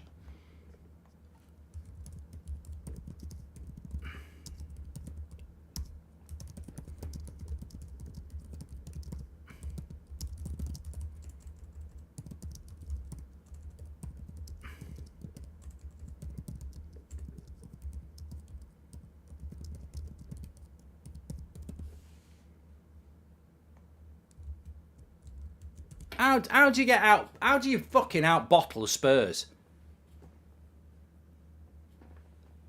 Fucking, I just don't get. I just don't get how we can play so well in the first. I get tiredness. I get the fact that we played 120 minutes on Sunday and we've had a long season. But to not come out in the second half at all, are you basically telling me you had 45 minutes in your battery? It's just terrible. People are saying terrible substitutions. It's just so disappointing to give up 3 points again. You know, we did this against Sevilla at Old Trafford. 2-0 up becomes 2-2. And the same thing's happened again. Our away record's bloody diabolical in this league. Fred, come on, please. Shoot, you prat.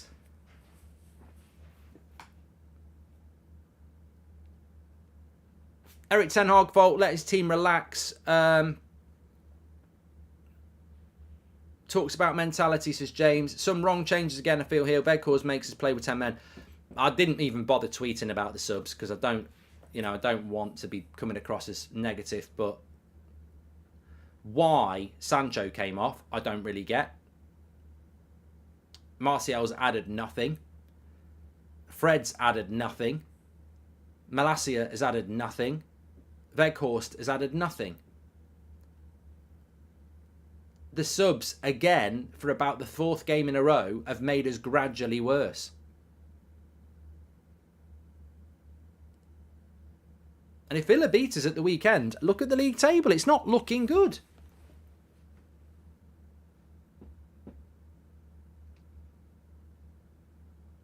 Ten Hag cost us the game with his wrong subs again, says DJ.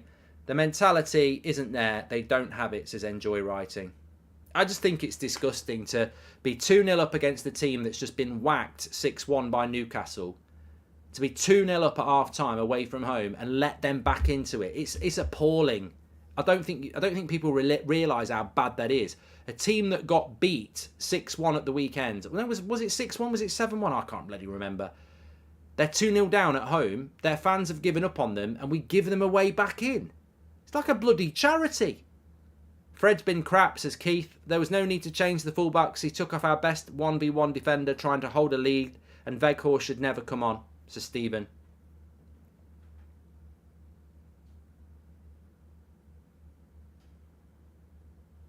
The subs have destroyed us, really.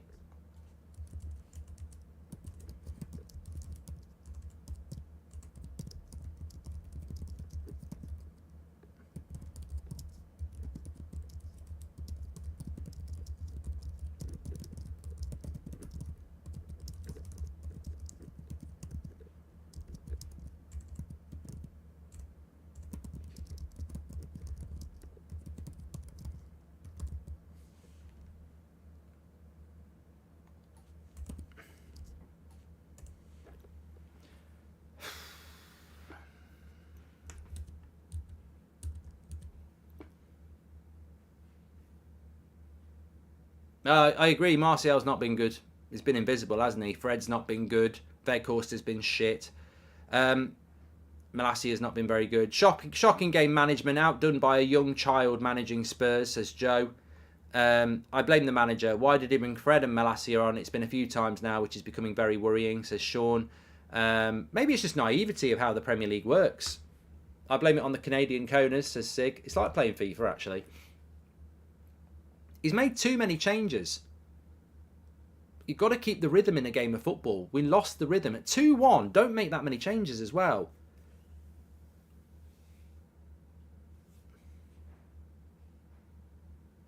We should be going to try and win this now. Here's Bruno. Oh, Fred's just been abysmal. He's got no movement. I think the top 4 race will go to the wire as well, says Enjoy Writing. I said it's at half-time. It's a cliche, isn't it?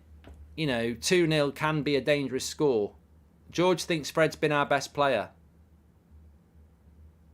Disagree. Harry Kane did great work on the second goal for them, by the way. Massive part in that goal.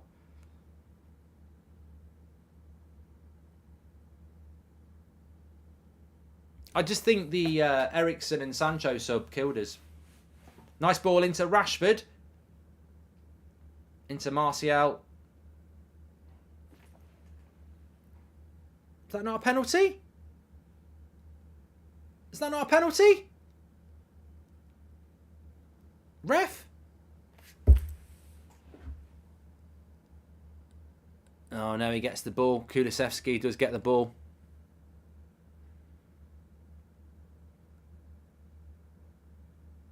Yeah, he does get the ball. Eric Ten Hag had to make changes. We switched off after half time, says Joseph.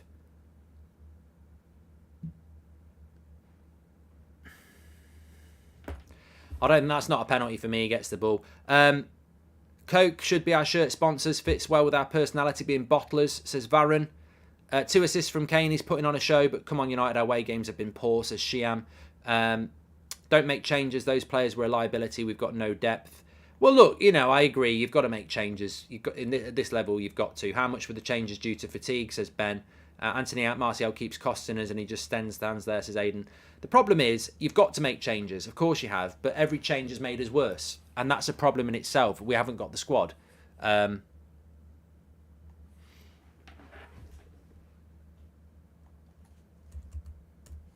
Would I have took a draw before the game? No.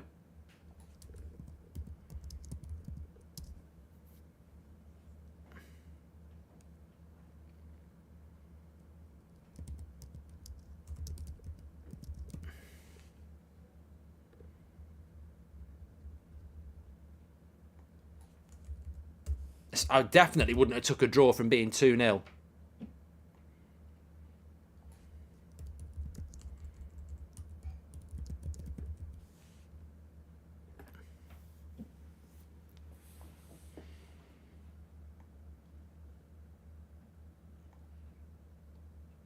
Player ratings, links in the video description, by the way, unitedstand.com.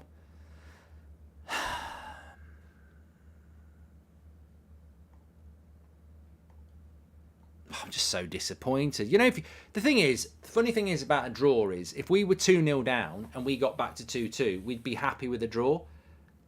But because we had the win and we've basically bottled it, it feels like a loss, doesn't it? A draw can be a positive, but not in these circumstances. You've got to go and find the win. And I do agree, Casemiro has dropped off a little bit recently. I love him, but since that suspension, he's not been the same player, of course. Why is Rashford shooting from the wing 40 yards out? And now we're going to get broke on. Well done, Delo.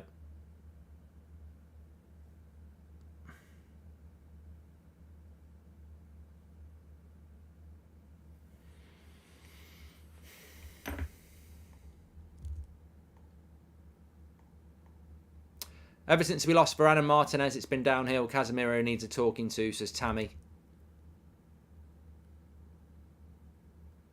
Well, if top 4 is still up for grabs for Villa and Liverpool, it's our spot that's up for grabs, because it ain't Newcastle's. What have we learned from Sevilla game? This is all about attitude. We make the same mistakes repeatedly, says Sahaj. Sabitzer would have been a better sub than Fred. I forgot we had bloody Sabitzer, Red Smurf. Yeah, I forgot about Sabitzer.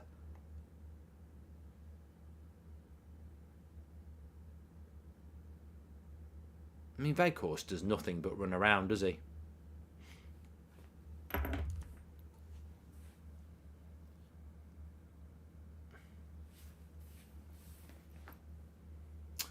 Are you worried about Liverpool catching us? 10 points from 7 games? We shouldn't be. 70 points will get us top 4. So we should be fine. But the annoying thing is we should have another 2 points tonight. It's all that effort to come out with a point is stupid. And it's the mentality test again.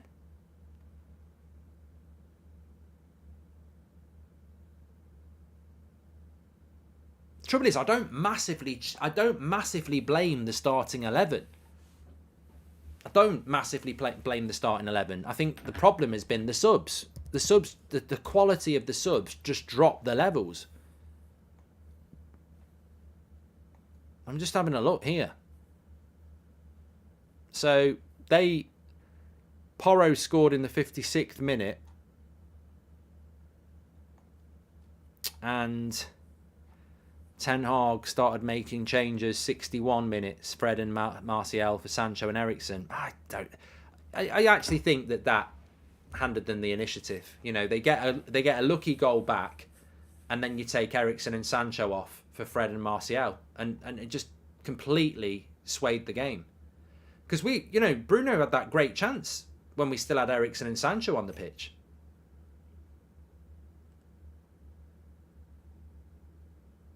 Aram says if it was Ollie, he would get stick. So Ten Hag has to get stick. No, I agree, Aram. I think you're 100% right. Of course, you know, there's got to be. And you talk about fatigue, but Bruno Fernandes had a bad ankle on Sunday. He's played another 90 minutes. I mean, how fatigued are these players really?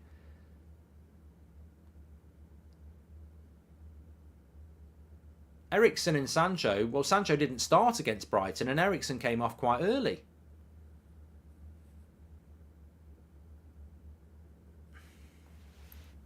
Fred has had a shit game, unfortunately. We know he can do that. He can be really good. He can be really bad. And unfortunately, he's been really bad today. 4 minutes added on. Links in the description for player ratings. It'll be an interesting match reaction for sure.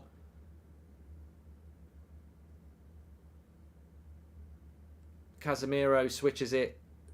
Rashford lazy with the pass.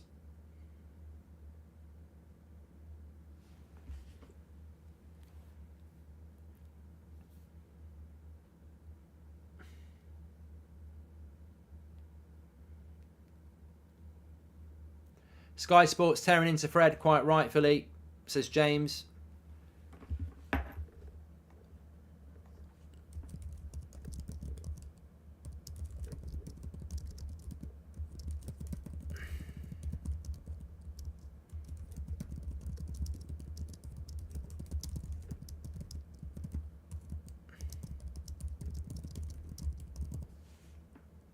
Well, I've just tweeted it there. You're sort of starting to see why Fred's not been involved recently.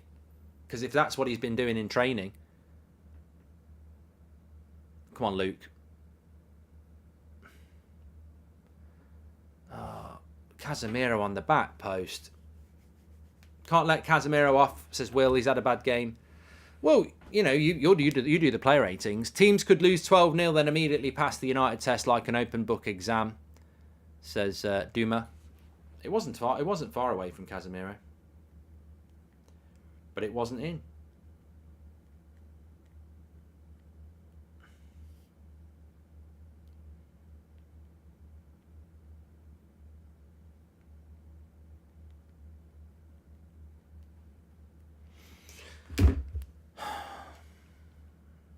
One minute to go.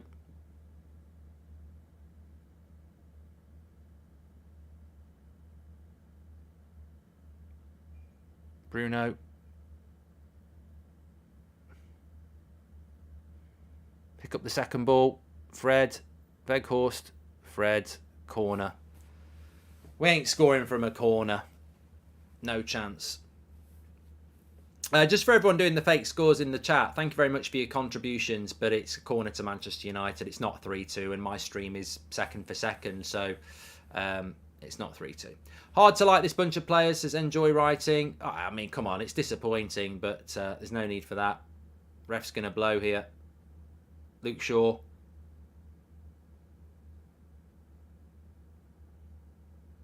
Offside. That's it. Rashford's not been good since the World Cup. Similar number of goals to others, but he's lazy and he doesn't track back, says Sam. Fred is going to make my hair turn grey by 20, says Connor. If a sub doesn't make sense, it's usually because it's been made by a sports scientist iPad, not the coach, says Leds. Well, we never think of it like that, Leds, do we? We don't really think of it like that, but that's the way the game can be now. Sometimes it is based on sports science. 2-2. Terrible performance from Manchester United in the second half. Good in the first half, but they've got to take a long, hard look at themselves because that's bottling. Have Arsenal bottled the league? I don't really think they have. Have Man United bottled a lead here? Yes, they have. That's an absolute bottle job. 100%. No doubt about it. Let's do the player ratings on the match reaction. I'll be live with you in a minute. Red Smurf says we can blame the subs, but really these players are professional and their mentality is crap. We've actually kept Daniel Levy in a job. I bet Spurs fans aren't even happy. You know what? We've even let Spurs fans down. Remember when it was at the end of Ollie and Mourinho and you're also, you're 2-0 down and you just think, look, let's get it all over and get them sacked. And then they come back and you go, oh, you've just prolonged the pain. Probably just done that for Spurs fans here. Anyway, how we battled it against his opinion. Well, we'll talk about all that in the chat of the live match reaction, which I'll see you on in a minute.